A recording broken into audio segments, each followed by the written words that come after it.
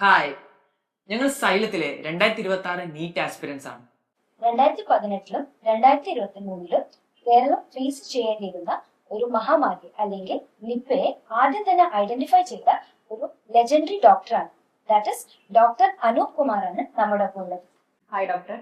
സാറിന്റെ ജേർണിയും എക്സ്പീരിയൻസും ഒക്കെ അറിയാൻ നമ്മൾ ഭയങ്കര ക്യൂരിയസ് ആണ്. ഒരു കോമൺ ഫീവറിൽ നിന്നും അതൊരു നിപ്പയാണെന്നുള്ളൊരു ഒരു ലോങ് ജേർണി. അപ്പൊ അത് സാർ ഐഡന്റിഫൈ ചെയ്യുകയും അത് ആ മൊമെന്റ് എങ്ങനെയാ സാർ അത് ഹാൻഡിൽ ചെയ്തത്?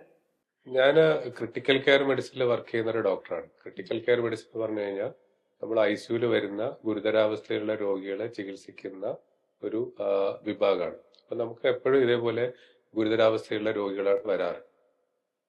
ഇത് 2018 മെയ് മാസത്തിൽ ഞാൻ കോഴിക്കോട് ബേബി മെമ്മോറിയൽ ഹോസ്പിറ്റലിൽ വർക്ക് ചെയ്യുമ്പോഴാണ് ആദ്യം തന്നെ രാത്രി ഒരു പനിയും അതേപോലെ തന്നെ അതിന്റെ കൂടെ ഈ ശ്വാസതടസ്സമായിട്ട് ഒരാള് ഹോസ്പിറ്റലിലേക്ക് വരുന്നതും അതിന്റെ കൂടെ പെരുമാറ്റത്തിലും ചില വ്യത്യാസങ്ങൾ ഉണ്ടായിരുന്നു.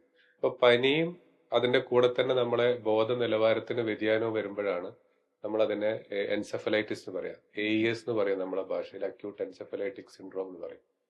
അപ്പൊ ആ രീതിയിൽ നമ്മളൊരു രോഗിക്ക് സംശയിച്ചു കഴിഞ്ഞാൽ നമ്മൾ ആദ്യം ചെയ്യുക ഈ തലയുടെ ഒരു സ്കാൻ ചെയ്തിട്ട് സ്കാനിങ്ങിൽ വേറെ എന്തെങ്കിലും തലച്ചോറിൽ ബുദ്ധിമുട്ടുണ്ടോ, ഈ തലച്ചോറിലെ ഈ പ്രഷർ നോർമൽ ആണോ എന്ന് നോക്കും. കാരണം പ്രഷർ നോർമൽ ആണെങ്കിൽ മാത്രമേ നമുക്ക് ഈ നട്ടലിൽ നിന്ന് നീര് കുത്തിയെടുക്കാൻ പറ്റുള്ളൂ. CSF അനാലിസിസ് എന്ന് പറയും.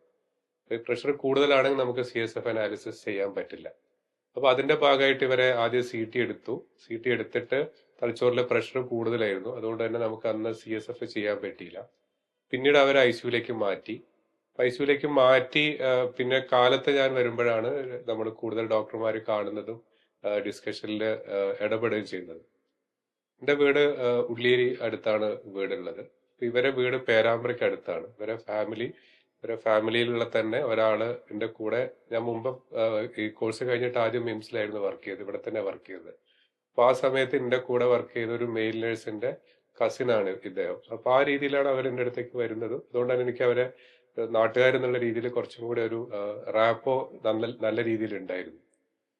അപ്പൊ അതുകൊണ്ട് തന്നെ അവർക്ക് കാര്യങ്ങൾ അങ്ങോട്ടും ഇങ്ങോട്ടും പറയാനും മനസ്സിലാക്കാനും കുറച്ചുകൂടി എളുപ്പമുണ്ടായിരുന്നു. അപ്പൊ രാവിലെ വന്ന് സംസാരിച്ചപ്പോഴാണ് മനസ്സിലാവുന്നത് ഇവന്റെ ഒരു ബ്രദർ ഏകദേശം 2 ആഴ്ച മുമ്പേ കോഴിക്കോട് മെഡിക്കൽ കോളേജിൽ വെച്ചിട്ട് ഏകദേശം ഇതേ രീതിയിൽ തന്നെ സിമിലർ ആയിട്ടുള്ള സിംറ്റംസ് വന്നിട്ട് ഡെത്ത് ആയിട്ടുണ്ടെന്ന് മനസ്സിലായി. അതേപോലെ തന്നെ ഈ രോഗി കുറച്ച് സമയം കഴിഞ്ഞപ്പോഴേക്ക് തന്നെ ശ്വാസതടസ്സം കൂടുന്നു, അവരെ വെന്റിലേറ്ററിലേക്ക് മാറ്റേണ്ട ഒരു സ്ഥിതി വരുന്നു.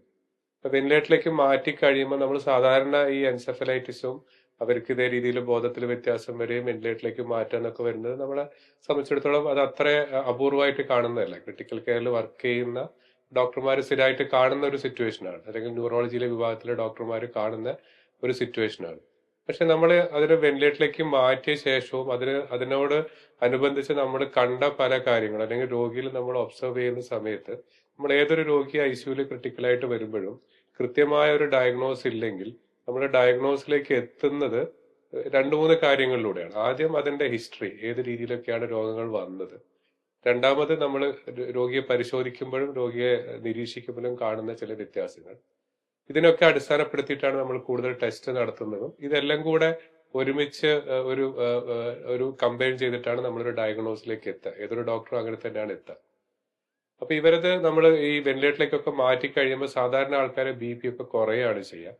പക്ഷെ ഈ പേഷ്യന്റിന്റെ BP വളരെ കൂടുന്ന അവസ്ഥയിലേക്ക് പോയി. ഹാർട്ടിന്റെ ഇടിപ്പ് വളരെ കൂടി. അതേപോലെ തന്നെ ഇവരെ ശരീരത്തിലൊക്കെ വേർക്കുന്നത് ശരീരത്തിന്റെ ചില ഭാഗങ്ങളിൽ മാത്രമേ വേർക്കുന്നുണ്ടായിരുന്നുള്ളൂ. നമ്മൾ സെഗ്മെന്റൽ സ്വെറ്റിംഗ് എന്ന് പറയും. അപ്പൊ അതേപോലെ തന്നെ ഈ ഹാർട്ടിന്റെ പമ്പിങ് വലിയ കുഴപ്പമുണ്ടായിരുന്ന രോഗി കുറച്ച് കഴിഞ്ഞപ്പോഴേക്കും അവർക്ക് ഹാർട്ടിന്റെ പമ്പിങ് മോശമാവാൻ തുടങ്ങി. അതേ രീതി തന്നെ ഈ ശ്വാസകോശ സംബന്ധമായ വ്യത്യാസങ്ങളും കാണിക്കാൻ തുടങ്ങി. നമ്മൾ ARDS എന്ന് പറയും, അക്യൂട്ട് റെസ്പിറേറ്ററി ഡിസ്ട്രസ് സിൻഡ്രോം എന്ന് പറയും. അപ്പൊ അതിന്റെ വ്യത്യാസങ്ങൾ കാണിക്കാൻ തുടങ്ങി. ഇപ്പൊ യൂഷ്വലി ഒരു എൻസെഫലൈറ്റിസിൽ വരുന്ന രോഗികൾക്ക് ഈ രോഗലക്ഷണങ്ങളൊന്നും കാണാറില്ല. അപ്പൊ ഫസ്റ്റില് നമ്മൾ ഈ രോഗിയെ കൂടുതൽ ശ്രദ്ധിക്കാനുണ്ടായ കാരണം സാധാരണ കാണാത്ത അൺയൂഷ്വൽ ക്ലിനിക്കൽ സിംറ്റംസ് ഈ രോഗിയിൽ കണ്ടതാണ്. Clinical symptoms and clinical science. രണ്ടാമത് നമ്മൾ ഈ രോഗിയായിട്ട് ആദ്യം സംസാരിച്ചപ്പോഴാണ് ഞാൻ നേരത്തെ പറഞ്ഞ 2 ആഴ്ച ഏകദേശം സിമിലർ സിംറ്റംസ് ആയിട്ട് ഇവരെ ബ്രദർ മരിച്ചിട്ടുണ്ട്. ഇപ്പൊ 2 ആഴ്ച മുമ്പേ ഉള്ള ഒരു രോഗി വീണ്ടും അതേ ഒരു ഫാമിലിയിൽപ്പെട്ട ഒരാൾക്ക് രോഗം വരുന്നുണ്ടെങ്കിൽ നമ്മൾ എപ്പോഴും ഒരു പകർച്ചവ്യാധി രോഗമാണ് നമ്മൾ സാധാരണ കാണുക. നമ്മൾ ഇൻക്യുബേഷൻ പീരീഡ് എന്ന് പറയും. സാധാരണ നമുക്കൊരു ഓർഗാനിസം നമ്മുടെ ശരീരത്തിലേക്ക് വന്നു കഴിഞ്ഞാൽ അത് ഒരു ലെവലിൽ കൂടുതലായി മൾട്ടിപ്ലൈ ചെയ്ത് വന്ന് സിംറ്റംസ് ഉണ്ടാക്കാനുള്ള ടൈമിനെയാണ് നമ്മൾ ഇൻക്യുബേഷൻ പീരീഡ് എന്ന് പറയുന്നത്. അപ്പൊ ഏകദേശം ഒരു 12 മുതൽ 15 ദിവസം വരെ ഇൻക്യുബേഷൻ പീരീഡിലുള്ള ഒരു ഇൻഫെക്ഷൻ ആവാനുള്ള സാധ്യതയാണ് നമ്മൾ ആദ്യം കണ്ടത്. പക്ഷെ ആ സമയത്ത് നമ്മൾ അടുത്തത് ആലോചിച്ചത് അങ്ങനെ ഒരു ഇൻഫെക്ഷൻ ആണെങ്കിൽ ഒരാളിൽ നിന്നും ഒരാളിലേക്ക് മാത്രമായിട്ട് അത് വരില്ല. തീർച്ചയായിട്ടും അയാളിൽ നിന്ന് വേറെ പലരിലേക്കും വന്നിട്ടുണ്ടാവാം. നമ്മൾ അവരോട് ചോദിച്ചത് വീട്ടിന്റെ അടുത്തോ വീട്ടിലോ വേറെ ആർക്കെങ്കിലും ഇത്തരം സിംറ്റംസ് ഉണ്ടോ, അല്ലെങ്കിൽ ഇപ്പൊ പനി തുടങ്ങിയിട്ടേ ഉള്ളൂ എന്ന് ചോദിച്ചു. പക്ഷെ അവർ ആദ്യം അതൊന്നും പനി ഇല്ല എന്ന് പറഞ്ഞു. പക്ഷെ ഉച്ചയായപ്പോൾ അവർ രണ്ടാമത് വീട്ടിൽ പോയി നോക്കിയ ശേഷം ഈ ഈ അസുഖമായിട്ട് ബാധിച്ച കിടക്കുന്ന അയാളെ ഉപ്പയ്ക്കും അതേപോലെ തന്നെ അയാളെ ഉപ്പയുടെ അനിയന്റെ ഭാര്യയ്ക്കും ഇവർക്ക് രണ്ടാൾക്കും ഇതേപോലെ സിംറ്റംസ് ഉണ്ടെന്നുള്ളത് പറഞ്ഞു. പനിയുണ്ട്, വേറെ കുഴപ്പമൊന്നുമില്ല. ഒരാളെന്തോ യൂറിൻ ഇൻഫെക്ഷൻ എന്ന് പറഞ്ഞിട്ട് അവിടുന്ന് ട്രീറ്റ്മെന്റ് എടുത്തതാണ് പേരാമ്പ്രയിൽ. മറ്റേ ആൾക്ക് എന്തോ കാലിനെന്തോ ചെറിയൊരു മുറിവ് പനി എന്ന് പറഞ്ഞിട്ടാണ് ട്രീറ്റ്മെന്റ് എടുത്തത്. അപ്പൊ ഇതിങ്ങനെ ഒരു സാഹചര്യം ആയതുകൊണ്ട് ആ 2 പേഷ്യന്റിനെ എന്തായാലും നമുക്ക് ഹോസ്പിറ്റലിലേക്ക് കൊണ്ടുവരണം എന്ന് നമ്മൾ പറഞ്ഞു. ആ 2 പേഷ്യന്റും അവര് ഉച്ചയാകുമ്പോഴേക്കും ഹോസ്പിറ്റലിൽ കൊണ്ടുവന്നു. ഞാൻ തന്നെ അവരെ നേരിട്ട് അവിടെ എമർജൻസി വിഭാഗത്തിൽ പോയിട്ടാണ് അവരെ പരിശോധിച്ചത്. ആ 2 ആൾക്കാരെ നമ്മൾ വാർഡിൽ അഡ്മിറ്റ് ചെയ്തു. പക്ഷെ കുറച്ച് സമയം കഴിഞ്ഞൊരു രാത്രി ആകുമ്പോഴേക്ക് ആ പേഷ്യന്റിന്റെ ആ രോഗികൾക്കും ഇതേ രീതിയിൽ തന്നെയുള്ള പെരുമാറ്റത്തിലുള്ള വ്യത്യാസം കാണാനും ഈ എൻസെഫലൈറ്റിസ് പോലുള്ള രോഗലക്ഷണങ്ങൾ കാണിക്കാനും തുടങ്ങി. അപ്പൊ ഈ ഒരു സമയത്താണ് നമുക്ക് ഇതിനകത്ത് എന്തോ ഒരു ബുദ്ധിമുട്ടുണ്ട് എന്നുള്ള ഒരു സംശയം തോന്നുന്നത്. അതായത് ആ സമയത്ത് നമ്മൾ വരുന്ന ഒന്ന് ഇതേപോലെയുള്ള അൺയൂഷ്വൽ ആയിട്ടുള്ള ക്ലിനിക്കൽ സിംറ്റംസ് കാണുന്നു. ഒരു ഇൻഡെക്സ് കേസ് എന്ന് പറയും. നമ്മൾ ഫസ്റ്റ് കേസിന് ഇൻഡെക്സ് കേസ് ആണ് പറയുന്നത്. 2 ആഴ്ച മുമ്പ് ഒരു ഇൻഡെക്സ് കേസ് ഉണ്ട്. അതേമാതിരി ഒരു കൂട്ടം രോഗികൾക്ക് ഒരു രോഗം ഒരുമിച്ച് വരുന്നു. അതായത് ക്ലസ്റ്ററിങ് ഓഫ് കേസസ് എന്ന് പറയും. അപ്പൊ ഇതെല്ലാം കൂടെ ഒരുമിച്ച് വരുമ്പോൾ ഒരു സാധാരണ രീതിയിലല്ലാത്ത ഒരു വൈറസ് ആണെന്നുള്ളത് ഒരു സംശയം രൂപപ്പെടുകയും അതിന്റെ അടിസ്ഥാനത്തിൽ എന്റെ അന്നത്തെ ഒരു വളരെ ക്ലോസ് ആയിട്ടുള്ള ഒരു വൈറോളജിസ്റ്റ് ഉണ്ടായിരുന്നു, ഡോക്ടർ അരുൺ കുമാർ എന്ന് പറഞ്ഞിട്ട്. അന്ന് ഇതേപോലെ നമ്മൾ NIV-നെ അല്ല നമ്മൾ അന്ന് സമീപിക്കാറ്, മണിപ്പാൽ വൈറോളജി ഇൻസ്റ്റിറ്റ്യൂട്ടിലായിരുന്നു. അപ്പോൾ ഞാൻ ഉടനെ തന്നെ അദ്ദേഹത്തെ ബന്ധപ്പെടുകയും ഇതേ രീതിയിൽ ഇതേ രീതിയിലുള്ള കാര്യങ്ങളൊക്കെ അദ്ദേഹമായിട്ട് വളരെ കൂടുതലായിട്ട് ഡിസ്കസ് ചെയ്യുകയും ചെയ്തപ്പോഴാണ് ഇതേ രീതിയിലുള്ള സ്രവങ്ങളൊക്കെ അങ്ങോട്ടേക്ക് അയക്കാൻ പറയുന്നത്. അപ്പൊ നമ്മൾ ഫസ്റ്റ് പേഷ്യന്റിന്റെ തന്നെ ഈ ത്രോട്ട് സ്വാബും നട്ടലിലെ ഫ്ലൂയിഡും യൂറിനും ബ്ലഡും ഒക്കെ നമ്മൾ അങ്ങോട്ടേക്ക് അയക്കുന്നു. ഇതേ സമയത്ത് തന്നെ നമ്മൾ ബാക്കി അഡ്മിറ്റ് ചെയ്ത മറ്റ് രോഗികളും മോശമാവാൻ തുടങ്ങി. നെക്സ്റ്റ് ഡേ രാവിലെ ആകുമ്പോഴേക്ക് ഈ രോഗി മരണപ്പെട്ടു. ഈ മരണപ്പെട്ട സമയത്ത് നമുക്ക് കൃത്യമായ ഡയഗ്നോസ് ഇല്ല. എനിക്ക് തോന്നുന്നു അന്നൊരു നോമ്പിന്റെ സമയമാണ്, 2ാമത്തെ നോമ്പിന്റെ ദിവസമാണിത്. അപ്പൊ ആ സമയത്ത് നമ്മൾ ഈ ഒരു മുസ്ലിം ഫാമിലിയിലുള്ള ആൾക്കാരെടുത്ത് നമ്മൾ ഒരു ഡയഗ്നോസ് ചെയ്യാത്തൊരു രോഗിക്ക് രോഗനിർണയം നടത്താൻ വേണ്ടി ഓട്ടോപ്സി ചെയ്യണമെന്ന് പറഞ്ഞു കഴിഞ്ഞാൽ നമുക്ക് പറഞ്ഞാൽ ഭയങ്കര ബുദ്ധിമുട്ടാണ്. നമ്മൾ സാധാരണ ഈ ഓട്ടോപ്സി ചെയ്യാൻ നമുക്ക് മരണത്തിൽ വേറെ എന്തെങ്കിലും സംശയം ഉണ്ടാവുമ്പോൾ അതിന്റെ കാരണം കണ്ടുപിടിക്കാനാണ്.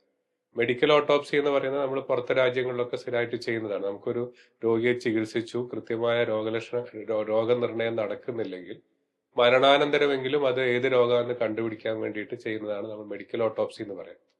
പക്ഷെ അത് ആ ഉമ്മേനെ സംബന്ധിച്ചിടത്തോളം ആ ഫാമിലിയിൽ ആ ഉമ്മയും ഇവരെ ഇളയ അനിയനും മാത്രമേ ഉള്ളൂ. കാരണം ഒരാള് മുമ്പേ മരണപ്പെട്ടു, 2ാമത്തെ മകനാണ് മരിച്ചത്. ഉപ്പ ഓൾറെഡി വെന്റിലേറ്റർ വളരെ ഗുരുതര അവസ്ഥയിലാണ്. അവരെ 3ാമതൊരു ആൺകുട്ടി 1 വർഷം മുമ്പ് ഒരു ആക്സിഡന്റിൽ മരിച്ചതാണ്. അപ്പൊ ആ ഫാമിലിയിൽ പോയിട്ട് നമ്മളിത് പറയാന്ന് വെച്ചാൽ വളരെ ബുദ്ധിമുട്ടായിരുന്നു. അപ്പൊ ആ സമയത്ത് അത് നമ്മളെ ലോക്കലായിട്ടുള്ള പലരെയും അതിനകത്ത് ഇടപെടിക്കാൻ പറ്റി. അവര് ആ സമയത്ത് ആ ഭാഗത്തൊക്കെ പരിചയമുള്ള ആൾക്കാരുണ്ടായിരുന്നുണ്ട്. അങ്ങനെ അവരെടുത്തുനിന്ന് നമ്മൾ ഓട്ടോപ്സിന്റെ ഒരു സമ്മതവും കൂടെ വാങ്ങി സാമ്പിളൊക്കെ രാത്രി അങ്ങോട്ടേക്ക് തന്നെ അയച്ചു. അതിന്റെ മുമ്പ് നമ്മൾ രാവിലെ തന്നെ നമ്മൾ വീണ്ടും ഈ എല്ലാ കേസും കൂടെ വന്ന സ്ഥിതിക്ക് നമ്മൾ വിശദമായി നമ്മൾ അവിടുത്തെ ബാക്കി വിഭാഗത്തിൽപ്പെട്ട ഡോക്ടർമാരൊക്കെ ആയിട്ട് നമ്മളൊരു വിശദമായിട്ട് സംസാരിച്ചു.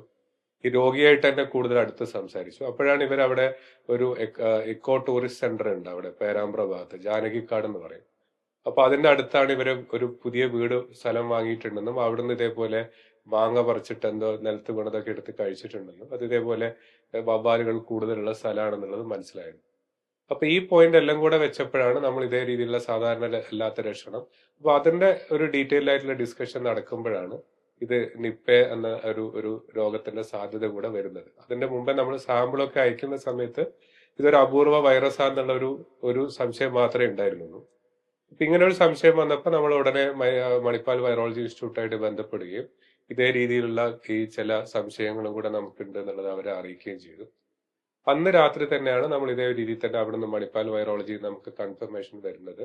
ഇത് ഇങ്ങനെ തന്നെയാണ്. പക്ഷെ നമുക്ക് ഇപ്പൊ അത് പറയാൻ പറ്റില്ല. കാരണം ഇതേപോലെ വളരെ ഈ അന്താരാഷ്ട്ര പ്രാധാന്യമുള്ള ഇത്തരം വൈറസുകളെ നമുക്ക് ഇതേപോലെ ഒരു വൈറോളജി ഇൻസ്റ്റിറ്റ്യൂട്ടിൽ നിന്ന് രോഗനിർണയം നടത്തി കഴിഞ്ഞാലും അതിനെ ഈ നമ്മുടെ നാഷണൽ ഇൻസ്റ്റിറ്റ്യൂട്ട് ഓഫ് വൈറോളജിയിൽ നിന്ന് റീകൺഫേം ചെയ്ത ശേഷം മാത്രമേ അതിനെ ഡിക്ലെയർ ചെയ്യാൻ പറ്റുള്ളൂ. അതാണ് പിന്നീട് ഒരു 2 ദിവസം കൂടി എടുത്തത്. പക്ഷെ അതിന്റെ മുമ്പ് തന്നെ നമ്മളത് ഡയഗ്നോസ് ചെയ്തതിന്റെ കൂടെ തന്നെ ഈ കാര്യങ്ങളൊക്കെ അന്ന് ആരോഗ്യമന്ത്രിയായിരുന്ന ശൈലജ ടീച്ചറായിട്ട് നേരിട്ട് ബന്ധപ്പെട്ട് കാര്യങ്ങൾ മനസ്സിലാക്കാനും പറയാനും പറ്റി.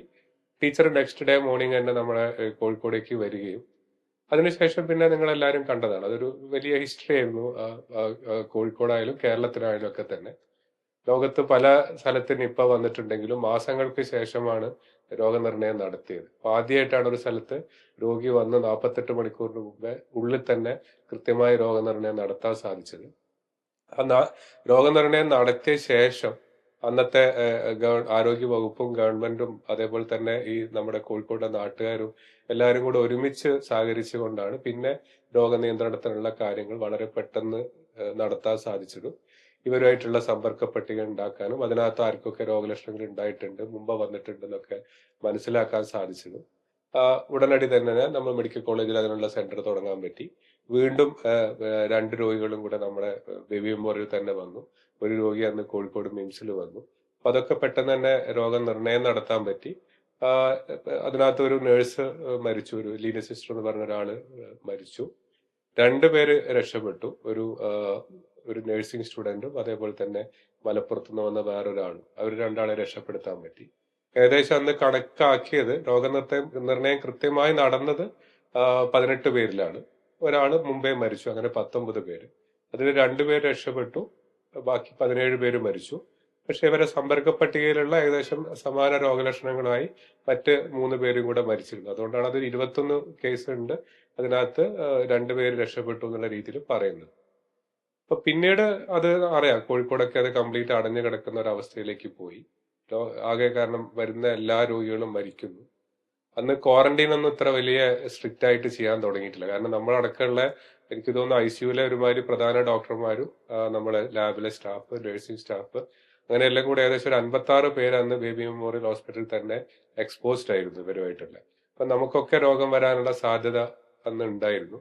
എന്തോ ഭാഗ്യവശാൽ അത് വന്നില്ല. അല്ലെങ്കിൽ നമുക്ക് ഇതേപോലെയുള്ള ചില പ്രാഥമികമായിട്ടുള്ള ഈ ഇൻഫെക്ഷൻ കൺട്രോൾ മെഷേഴ്സ് നമ്മൾ എടുത്തത് കൊണ്ട് അത് രോഗം അധിക രീതിയിൽ ആ സമയത്ത് വന്നില്ല. പക്ഷെ മുമ്പ് അവരെ ചികിത്സിച്ച ആശുപത്രിയിൽ നിന്നും അതേപോലെ തന്നെ മെഡിക്കൽ കോളേജിൽ നിന്ന് വെച്ചിട്ടും ഈ പല ആൾക്കാരിലേക്കും രോഗം വ്യാപിക്കുന്ന ഒരു സ്ഥിതി ഉണ്ടായി. അങ്ങനെയാണ് അന്ന് ഈ രോഗം നിർണയം നടത്താൻ പറ്റിയത്.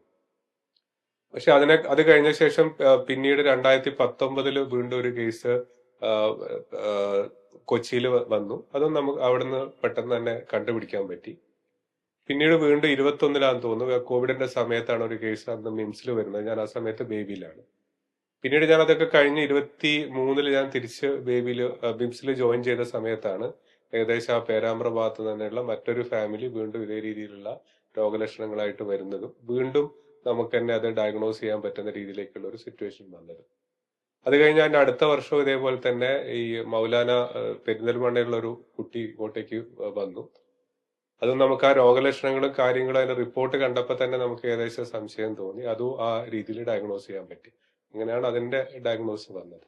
സർ, ഡോക്ടർ എന്ന ഫീൽഡിലേക്കും അതിനുശേഷം എന്താ പറയാ ഈ MBBSലൂടെ പിന്നെ ക്രിട്ടിക്കൽ കെയർ മെഡിസിനിലേക്കും പിന്നെ പോവാൻ ഇൻസ്പിറേഷൻ ആയിരുന്നാ? അങ്ങനെ ചോദിച്ചു കഴിഞ്ഞാൽ ഞാൻ അന്ന് പഠിക്കുന്ന സമയത്ത് പ്രീ ഡിഗ്രിയാണ്. പ്രീ ഡിഗ്രി അന്ന് ഞാൻ സെക്കൻഡ് ഗ്രൂപ്പാണ് എടുത്തിരുന്നത്. അന്ന് മാത്സ് പഠിക്കണമെങ്കിൽ നമുക്ക് അഡീഷണൽ ആയിട്ട് മാത്സ് പഠിക്കണം. അപ്പൊ അന്ന് ഒരു മെഡിസിന് തന്നെ പോകണം എന്നുള്ള ഒരു മനസ്സിലുള്ള ആഗ്രഹവും കാര്യങ്ങളൊന്നും ഉണ്ടായിരുന്നില്ല. ആദ്യം എനിക്ക് എഞ്ചിനീയറിംഗ് എൻട്രൻസ് എഴുതി, ആ എഞ്ചിനീയറിംഗ് എൻട്രൻസിൽ അഡ്മിഷൻ പിന്നീടാണ് MBBSന്റെ റിസൾട്ട് വരുന്നതും പിന്നെ കോഴിക്കോട് മെഡിക്കൽ കോളേജിലേക്ക് അഡ്മിഷൻ കിട്ടുകയും ചെയ്തത്. അപ്പൊ എന്റെ പാരന്റ്സ് ടീച്ചേഴ്സ് ആയിരുന്നു. അപ്പൊ അവരെയും കൂടെ ഒരു ആഗ്രഹത്തിന്റെ അടിസ്ഥാനത്തിലാണ് ഞാൻ അന്ന് MBBS എടുത്തതല്ല. അതെനിക്ക് പ്രീ ഡിഗ്രി പഠിക്കുന്ന സമയത്ത് ഡോക്ടർ ആവണോ എന്നുള്ള വലിയൊരു ആഗ്രഹത്തിലൊന്നും എടുത്തതല്ല. പക്ഷെ പിന്നീട് MBBS പഠിക്കാൻ തുടങ്ങിയ ശേഷമാണ് ഇതേ രീതിയിൽ കുറച്ചും കൂടെ ഞാൻ നേരത്തെ പറഞ്ഞ പോലെയുള്ള ഈ ക്ലിനിക്കൽ കേസുകളും അങ്ങനെയൊക്കെ അതിനകത്ത് പിന്നെ നമുക്ക് അതിനകത്തേക്ക് തന്നെ ഒരു കൂടുതലായിട്ടുള്ള ഒരു അടുപ്പം വരികയായിരുന്നു. അതിനുശേഷം ഞാൻ MBBS കഴിഞ്ഞ് കുറച്ചു കാലം ഞാൻ പ്രാക്ടീസ് ചെയ്തു. നിലമ്പൂര്, എടക്കര, ചുങ്കത്തറ എന്ന് പറഞ്ഞ സ്ഥലത്തൊക്കെ പ്രാക്ടീസ് ചെയ്തു. അപ്പൊ അവിടെ നിന്നൊക്കെ ആ സമയത്ത് എന്തെങ്കിലും ഒരു രോഗി ഗുരുതരാവസ്ഥയിൽ വന്നു കഴിഞ്ഞാൽ ഏകദേശം 2-2.5 മണിക്കൂർ എത്തിക്കഴിഞ്ഞാലേ കോഴിക്കോട് എത്തുള്ളൂ. അപ്പൊ അതിന്റെ ഇടയിൽ പല രോഗികൾ അവിടുന്ന് മരിക്കുന്നത് തന്നെ, വളരെ അടുത്തറിയുന്ന പല ആൾക്കാരും തന്നെ മരിക്കുന്നത് കണ്ടു.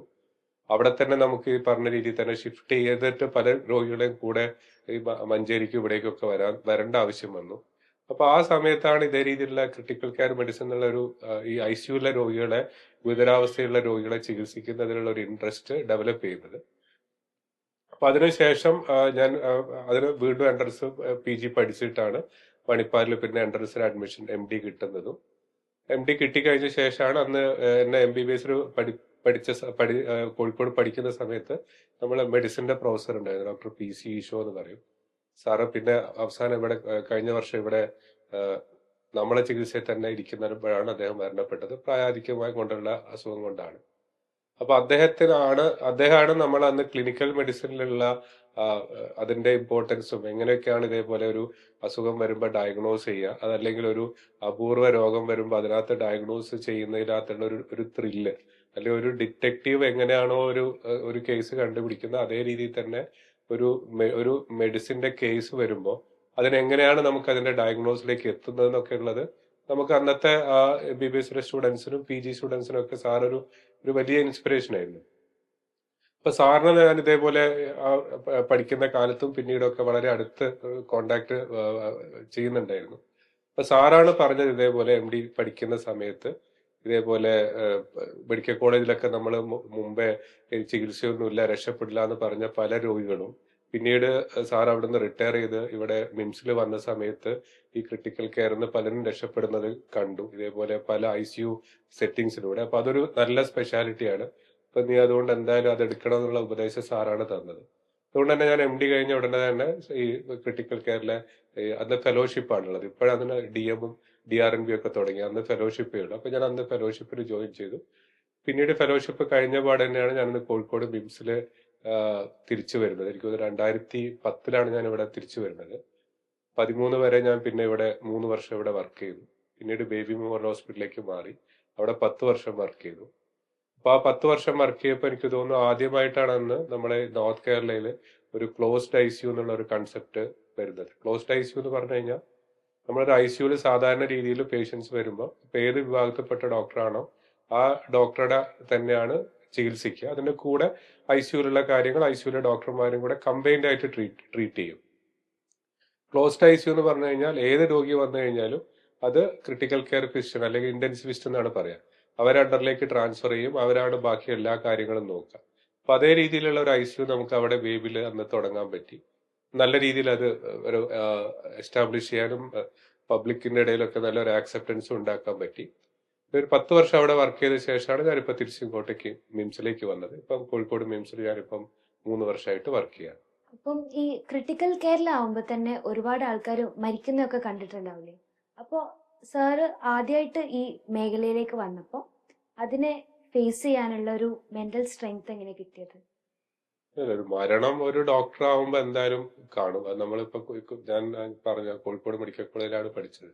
അപ്പൊ ആ സമയത്ത് സ്റ്റുഡന്റ് ആയപ്പോഴും ഇന്റേൺഷിപ്പിലൊക്കെ നമ്മൾ വാർഡിലും അല്ല ICUവിലും ഒക്കെ മരണം വളരെ കോമൺ, അപൂർവം അല്ലാതെ തന്നെ കാണുന്നതാണ്. മെഡിസിൻ പോസ്റ്റിങ്ങിന്റെ ഇടയിലൊക്കെ നമുക്ക് അധിക ദിവസം അവിടെ വാർഡിലൊക്കെ ഡെത്ത് ഉണ്ടാവുന്നതാണ്. ICUവിൽ എത്തിയപ്പോൾ നമ്മൾ ലോകത്തിലെ ഏത് നല്ല ICU ആണെങ്കിലും ഏറ്റവും ഗുരുതരായ അവസ്ഥയിലുള്ള രോഗികളാണ് ICUവിലേക്ക് വരിക. ഒരു 100 രോഗി വന്നു കഴിഞ്ഞാൽ ഒരു 15 മുതൽ 20% വരെ രോഗികൾ മരണപ്പെടും. ബാക്കി ഒരു 80% ആൾക്കാരെയൊക്കെ നമുക്ക് സാധാരണ രീതിയിൽ രക്ഷിക്കാൻ പറ്റുള്ളൂ. അപ്പൊ അതുകൊണ്ട് തന്നെ ഈ മരണം ഇതിന്റെ ഒരു കാണുക എന്നുള്ളത് ഈ ഗുരുതരാവസ്ഥയിലുള്ള രോഗികളെ ട്രീറ്റ് ചെയ്യുന്ന ഒരു യൂണിറ്റിന്റെ ഭാഗമാണ്. അപ്പൊ അതുകൊണ്ട് തന്നെ നമ്മളത് കുറെ കാലം കഴിയുമ്പോൾ നമ്മൾ അതിന്റെ ഓരോ രോഗി മരിക്കുമ്പോഴും നമുക്ക് വലിയ രീതിയിലുള്ള വേവലാതിയും മാനസിക ബുദ്ധിമുട്ടൊക്കെ തുടക്കത്തിൽ ഉണ്ടാവുമെങ്കിലും പിന്നീട് നമുക്ക് അതൊരു പ്രൊഫഷന്റെ ഭാഗമായിട്ട് തന്നെ നമുക്ക് കാണാനും എടുക്കാനും പറ്റും. നമുക്കതിന് വിഷമമില്ലാന്നോ അല്ലെങ്കിൽ പിന്നെ അതൊന്നും കാണുമ്പം നമുക്ക് മാനസികമായിട്ട് ബുദ്ധിമുട്ട് വരില്ല എന്നൊന്നും അതിനകത്ത് അർത്ഥമില്ല. പക്ഷെ നമ്മൾ സ്ഥിരമായിട്ട് അത് ചെയ്യുമ്പോൾ നമ്മൾ ഓരോ രോഗി മരിക്കുമ്പോഴും നമ്മൾ അത് വിഷമിക്കാനും അത് വലിയ രീതിയിലുള്ള നമുക്ക് സ്ട്രെസ് ഉണ്ടാക്കുന്ന രീതിയിൽ പോയി കഴിയുകയും ചെയ്തു കഴിഞ്ഞാൽ ഇതേ രീതിയിലുള്ള ഒരു ഫീൽഡിൽ ഒരു ഡോക്ടർക്ക് പിടിച്ചു നിൽക്കാൻ പറ്റില്ല. തീർച്ചയായിട്ടും നമുക്കത് സമയം എടുത്തിട്ട് നമ്മളത് അതുമായിട്ട് അഡ്ജസ്റ്റ് ആവും. അത് ആ രീതിയിലാണ് ഉണ്ടാവുക എപ്പോഴും. സർ പിന്നെ ഈ MBBS ഇങ്ങനെ പറയുമ്പോൾ തന്നെ ആൾക്കാർ ഫസ്റ്റ് പറയുന്ന ലൈഫ് ഒരു കേജിലേക്കായി മാറും, പേഴ്സണൽ ലൈഫ് പേഴ്സണൽ സ്പേസ് ഉണ്ടാവില്ല, അങ്ങനെയൊക്കെ. സാറിന്റെ എക്സ്പീരിയൻസിന് സാർക്ക് എന്താ പറയാനുള്ളത്? എനിക്ക് ഒരിക്കലും അങ്ങനെ തോന്നിയിട്ടില്ല. കാരണം ഞാനിപ്പം തുടക്കത്തിലൊക്കെ ഞാനൊന്ന് ഈ ഈ കോഴ്സ് കഴിഞ്ഞ് ഒരു ICUവിൽ ജോയിൻ ചെയ്യുന്ന സമയത്ത്, ഇപ്പോഴൊക്കെ ആണെങ്കിൽ എന്റെ ICUവില് ഞാനിപ്പോ ഇവിടെ നിങ്ങളെ കൂടെ നിൽക്കുന്ന സമയത്തും അവിടെ ഏകദേശം 30 രോഗികളുണ്ട്. എന്റെ കൂടെ തന്നെ ഈ ഷിഫ്റ്റിൽ തന്നെ ഏകദേശം 6 ഡോക്ടർമാരുണ്ട്. അപ്പൊ ഇപ്പൊ നമുക്ക് ടീം വളരെ സെറ്റാണ്. നമുക്ക് ഇഷ്ടംപോലെ ആൾക്കാർ ഡ്യൂട്ടിയിലുണ്ട്. അവർക്ക് ഷിഫ്റ്റ് അനുസരിച്ചാണ് വർക്ക് ചെയ്യുക. പക്ഷെ നമ്മൾ ഏകദേശം ഒരു 15 വർഷം മുമ്പേ ഈ ക്രിട്ടിക്കൽ കെയർ മെഡിസിൻ തുടങ്ങുന്ന സമയത്ത് അങ്ങനെ ആയിരുന്നില്ല. നമ്മൾ ആകെ 1-2 ഡോക്ടർമാരായിരുന്നു ഉണ്ടായിരുന്നത്. ഫുൾ ടൈം നമ്മൾ ഓൺ കോൾ ആണ്. രാത്രി സിക്ക് പേഷ്യൻസ് വന്നാൽ നോക്കേണ്ടി വരും. പല ദിവസവും രാത്രി ഹോസ്പിറ്റലിൽ നിൽക്കേണ്ടി വരും. രാത്രി ജൂനിയേഴ്സിന് ബുദ്ധിമുട്ടുണ്ടെങ്കിൽ നമ്മൾ അവരെ ഹെൽപ്പ് ചെയ്യാൻ വരേണ്ടി വരും. പക്ഷെ ആ സമയത്തൊക്കെ തന്നെ നമ്മളതൊരു ബുദ്ധിമുട്ടാണ് എന്ന് വിചാരിച്ചു കഴിഞ്ഞാൽ തീർച്ചയായിട്ടും അത് നമുക്ക് അതിനെ മാനസികമായിട്ടും ശാരീരികമായിട്ടൊക്കെ നമ്മൾ തളരുന്ന അവസ്ഥയിലേക്ക് പോകും. പക്ഷെ നമ്മളതിനെ ഒരു പാഷനായിട്ട് എടുത്തു കഴിഞ്ഞാൽ ഒരിക്കലും അതൊരു ബുദ്ധിമുട്ടായിട്ട് തോന്നിയിട്ടില്ല. അപ്പൊ പലരും ആ സമയത്തൊക്കെയുള്ള, ഞാൻ മാത്രമല്ല, അന്ന് ICUവിലൊക്കെ വർക്ക് ചെയ്ത പല ഡോക്ടർമാരും അവരെ മുഴുവൻ സമയം തന്നെ ICU തന്നെയാണ് ഉണ്ടായിരുന്നത്. രാവിലെയും പകലും ഒക്കെ ഒരു ടൈം വ്യത്യാസം ഇല്ലാത്ത രീതിയിൽ. പക്ഷെ അതിന്റെ കൂടെ നമ്മളെ ഫ്രണ്ട്സിന്റെ കൂടെ നമ്മൾ പുറത്തു പോകാറുണ്ട്, സിനിമയ്ക്ക് പോകാറുണ്ട്, ബാക്കി അത്യാവശ്യം ബാക്കി ഫിസിക്കൽ ആക്ടിവിറ്റീസ് ചെയ്യാറുണ്ട്. അതൊക്കെ ഫാമിലിന്റെ കൂടെ ടൈം കണ്ടെത്താറുണ്ട്, അതൊക്കെ ചെയ്യാറുണ്ട്. പക്ഷെ നമ്മളെ പ്രയോറിറ്റി അധിക സമയത്തും ICU ആയിരുന്നു എന്നുള്ളതേ ഉള്ളൂ. അതൊരു കമ്പൽഷന്റെ പുറത്ത് ചെയ്യുമ്പോഴാണ് നമുക്കതൊരു വളരെ ബുദ്ധിമുട്ടായിട്ട് തോന്നുന്നത്. നേരെ മറിച്ച് അതൊരു പാഷന്റെ പുറത്ത് ചെയ്യുന്ന സമയത്ത് നമുക്കത് ബുദ്ധിമുട്ടായിട്ട് തോന്നില്ല. അതേപോലെ തന്നെ എല്ലാ ഡോക്ടർമാരും നൈറ്റ് ഡ്യൂട്ടിയും ഇതേ രീതിയിൽ തന്നെ ഇത്രയും സ്ട്രെസ്ഫുൾ ആയ സിറ്റുവേഷനിൽ പോകണതാണെന്ന് തോന്നുന്നില്ല. അതുവരെ വളരെ കൂളായിട്ടുള്ള പല സ്പെഷ്യാലിറ്റികളും ഇപ്പോൾ ഉണ്ട്. അപ്പൊ അതുകൊണ്ട് ഡോക്ടർ ആയതുകൊണ്ട് രാത്രി മുഴുവൻ ഉറക്കൊഴിഞ്ഞ് നിൽക്കണമെന്നോ അല്ലെങ്കിൽ നൈറ്റ് ഡ്യൂട്ടി എടുക്കണമെന്നോ അങ്ങനെയൊന്നും അർത്ഥമില്ല. പക്ഷെ നമ്മളിപ്പോഴും ഇത്രയും ഞാൻ എക്സ്പീരിയൻസ് ആയ ശേഷവും ഇപ്പോഴും നമ്മൾ രാത്രി എന്തെങ്കിലും ആവശ്യമുണ്ടെങ്കിൽ നമ്മൾ വരലും, അതേപോലെ പേഷ്യന്റിനെ കാണേണ്ടി വരികയാണെങ്കിൽ ഇത്രയും ഡോക്ടർമാരുണ്ടെങ്കിലും കാണുകയൊക്കെ ചെയ്യാറുണ്ട്. അപ്പൊ അതൊക്കെ നമ്മൾ ആരും നിർബന്ധിച്ച് ചെയ്യിക്കുന്നതല്ല, അത് നമ്മൾ ഓരോരുത്തരെ ഇൻട്രസ്റ്റിന്റെ പേരിൽ ചെയ്യുന്നതാണ്. സാർ ഓരോ ദിവസം പല പല പേഷ്യൻസിനെ ആയിരിക്കുമല്ലോ ഇന്ററാക്ട് ചെയ്യുന്നത്. അപ്പം അവർക്ക് സാറിനോടും അപ്പം സാറിനോടുള്ള ഇന്ററാക്ഷൻ ലൈക്ക് ചിലവര് നല്ല കാം ആൻഡ് ക്വൈറ്റ് ആയിരിക്കും, പക്ഷെ ചിലവര് എന്തെങ്കിലും അവർക്ക് ഉള്ളിൽ ഒരു പേടി ഉണ്ടാവും, ഒരു മരണ ഭയം അല്ല അങ്ങനെയൊക്കെ ആയിട്ട് ഇന്ററാക്ട് ചെയ്യുന്നുണ്ടാവും. അപ്പോ സാർ എങ്ങനെയാണ് ഒരു ഡോക്ടർ എന്ന നിലയിൽ, അല്ലെങ്കിൽ ഞങ്ങൾ ഇനി ഒരു ഡോക്ടർ ആവുകയാണെങ്കിൽ ഞങ്ങൾ എങ്ങനെയാണ് ഇതുപോലെ ഓരോ പേഷ്യൻസുമായിട്ട് ഇന്ററാക്ട് ചെയ്യേണ്ടത്? അത് ഇപ്പോഴത്തെ നമ്മളെ ഈ കോഴ്സിന്റെ ഒക്കെ ഭാഗമായിട്ട് തന്നെയാണ് നമ്മളൊരു കമ്മ്യൂണിക്കേഷൻ. 2 രീതിയിലുള്ള കമ്മ്യൂണിക്കേഷൻ ആണ്, 2 അല്ല 3 രീതിയിലുള്ള കമ്മ്യൂണിക്കേഷൻ ആണ് ഡോക്ടർമാർക്ക് പ്രധാനമായിട്ട് വരിക. ഒന്ന്, രോഗിയായിട്ട് നേരിട്ട് കമ്മ്യൂണിക്കേറ്റ് ചെയ്യാം. അപ്പൊ രോഗിയായിട്ട് കമ്മ്യൂണിക്കേറ്റ് ചെയ്യുമ്പോഴാണ് നമുക്ക് രോഗത്തിന്റെ ലക്ഷണങ്ങളും കാര്യങ്ങളൊക്കെ ഞാൻ നേരത്തെ പറഞ്ഞ പ്രോപ്പർ ഹിസ്റ്ററിയും നമുക്ക് ഡയഗ്നോസിലേക്ക് എത്താനുള്ള പല പോയിന്റ്സും രോഗികളായിട്ട് സംസാരിക്കുമ്പോഴാണ് കിട്ടുക. അതിന്റെ കൂടെ തന്നെ അവരെ ആശ്വസിപ്പിക്കാനും അവർക്ക് കോൺഫിഡൻസ് കൊടുക്കാനും ഒക്കെ പറ്റും. അതേപോലെ തന്നെ ഇമ്പോർട്ടന്റ് ആണ് രോഗിയുടെ രോഗാവസ്ഥ ഈ രോഗിയുടെ കൂടെയുള്ള ആൾക്കാരായിട്ട് റിലേറ്റീവ്സിന് പറഞ്ഞ് മനസ്സിലാക്കുക എന്നുള്ളത്. അപ്പൊ അതിനുള്ള ഒരു സ്കില്ല് നമ്മൾ എന്തായാലും ഡെവലപ്പ് ചെയ്തേ മതിയാവുള്ളൂ. നിങ്ങൾ എത്ര നല്ല ഡോക്ടറും ട്രീറ്റ്മെന്റ് എത്ര നല്ലതാണെങ്കിലും നിങ്ങളെ കമ്മ്യൂണിക്കേഷൻ സ്കില്ല് മോശമാണെങ്കിൽ ഒരിക്കലും ഒരു നല്ല ഡോക്ടർ ആവാൻ പറ്റില്ല. കാരണം ഞാൻ പറഞ്ഞ പോലെ തന്നെ രോഗിയെ പറഞ്ഞ് മനസ്സിലാക്കാൻ പറ്റണം, ആ രോഗത്തിന്റെ അവസ്ഥ എന്താണ്, എന്ത് ചികിത്സയാണ് കൊടുക്കുന്നത്. കാരണം എല്ലാ രോഗവും ചികിത്സിച്ച് മാറ്റാൻ പറ്റില്ല. അതേപോലെ ഒരു ഡോക്ടർ എത്ര നല്ല ഡോക്ടർ ആണെങ്കിലും എല്ലാ രോഗവും 100% ഡയഗ്നോസ് ചെയ്യാനും പറ്റില്ല. അതിന് മെഡിക്കൽ സയൻസിന്റേതായ ലിമിറ്റേഷൻ എന്തായാലും ഉണ്ട്. കാരണം നമ്മൾ പഠിച്ച ഒരു സയൻസ് പ്രാക്ടീസ് ചെയ്യുക എന്നുള്ളത് മാത്രമേ നമ്മൾ ചെയ്യുന്നുള്ളൂ. അതിനെ നമ്മൾ നല്ല രീതിയിൽ അപ്ലൈ ചെയ്യുന്നു എന്നുള്ളതാണ് ഓരോരുത്തരുടെ കഴിവ്. അപ്പൊ അതുകൊണ്ട് തന്നെ അത് കൃത്യമായ രീതിയിൽ ബൈസ്റ്റാൻഡേഴ്സിന്റെ അടുത്തും പേഷ്യന്റിന്റെ അടുത്തും കമ്മ്യൂണിക്കേറ്റ് ചെയ്യാൻ പറ്റണം. അതേപോലെ തന്നെ ഇതൊരു ടീം വർക്കാണ്. ഒരു ഡോക്ടർ മാത്രം പ്രാക്ടീസ് ചെയ്യാന്നുള്ള കൺസെപ്റ്റ് ഒക്കെ പഴയതാണ്. നമ്മളെ കൂടെയുള്ള ടീംമേറ്റ്സ് ഉണ്ടാവും. ഇതിൽ തന്നെ നമുക്ക് നഴ്സസ് ഉണ്ടാവും, ജൂനിയർ ആയിട്ടുള്ള ഡോക്ടേഴ്സ് ഉണ്ടാവും, കൂടെയുള്ള മറ്റ് കൺസൾട്ടൻസ് ഉണ്ടാവും, മറ്റ് വിഭാഗത്തിലെ ഡോക്ടർമാരുണ്ടാവും. അപ്പൊ ഇവരായിട്ടൊക്കെ നമ്മൾ കമ്മ്യൂണിക്കേഷൻ ഉണ്ടാവണം. അപ്പൊ അതുകൊണ്ട് തീർച്ചയായിട്ടും നമ്മൾ ട്രെയിനിങ്ങിന്റെ ഭാഗമായിട്ട് തന്നെ കമ്മ്യൂണിക്കേഷൻ സ്കില്ലും ഡെവലപ്പ് ചെയ്യും. അതേപോലെ തന്നെ നമ്മൾ ഓരോരുത്തരുമായിട്ട് ഇന്ററാക്ട് ചെയ്യുന്നത് നമ്മൾ ഓരോരുത്തരുടെ കഴിവാണ്. ഇപ്പം എന്നെ സംബന്ധിച്ചിടത്തോളം എനിക്ക് കിട്ടിയൊരു ഗുണം എന്താണെന്ന് വെച്ചാൽ ഞാൻ സാധാരണ നാട്ടുപുറത്തെ ഗവൺമെന്റ് സ്കൂളിലൊക്കെ പഠിച്ചിട്ട് വന്നതാണ്. അപ്പൊ അതുകൊണ്ട് തന്നെ ഈ അങ്ങനത്തെ ആൾക്കാരായിട്ട് കുറച്ചുകൂടെ കമ്മ്യൂണിക്കേറ്റ് ചെയ്യാൻ എനിക്ക് എളുപ്പം തോന്നിയിട്ടുണ്ടായിരുന്നു. അപ്പൊ അത് ബാക്കി ആൾക്കാരൊന്നും കമ്മ്യൂണിക്കേറ്റ് ചെയ്യുന്നില്ല എന്ന് ഞാൻ പറയുന്നില്ല. ടൗണിൽ പഠിച്ച ആൾക്കാരും ഒക്കെ തന്നെ നല്ല രീതിയിൽ കമ്മ്യൂണിക്കേറ്റ് ചെയ്യുന്ന എത്രയോ ആൾക്കാരെ കണ്ടിട്ടുണ്ട്. പിന്നെ ഈ ഡോക്ടർമാര് സർവീസ് അല്ലേ ഈ എല്ലാവർക്കും ചെയ്യുന്നത്.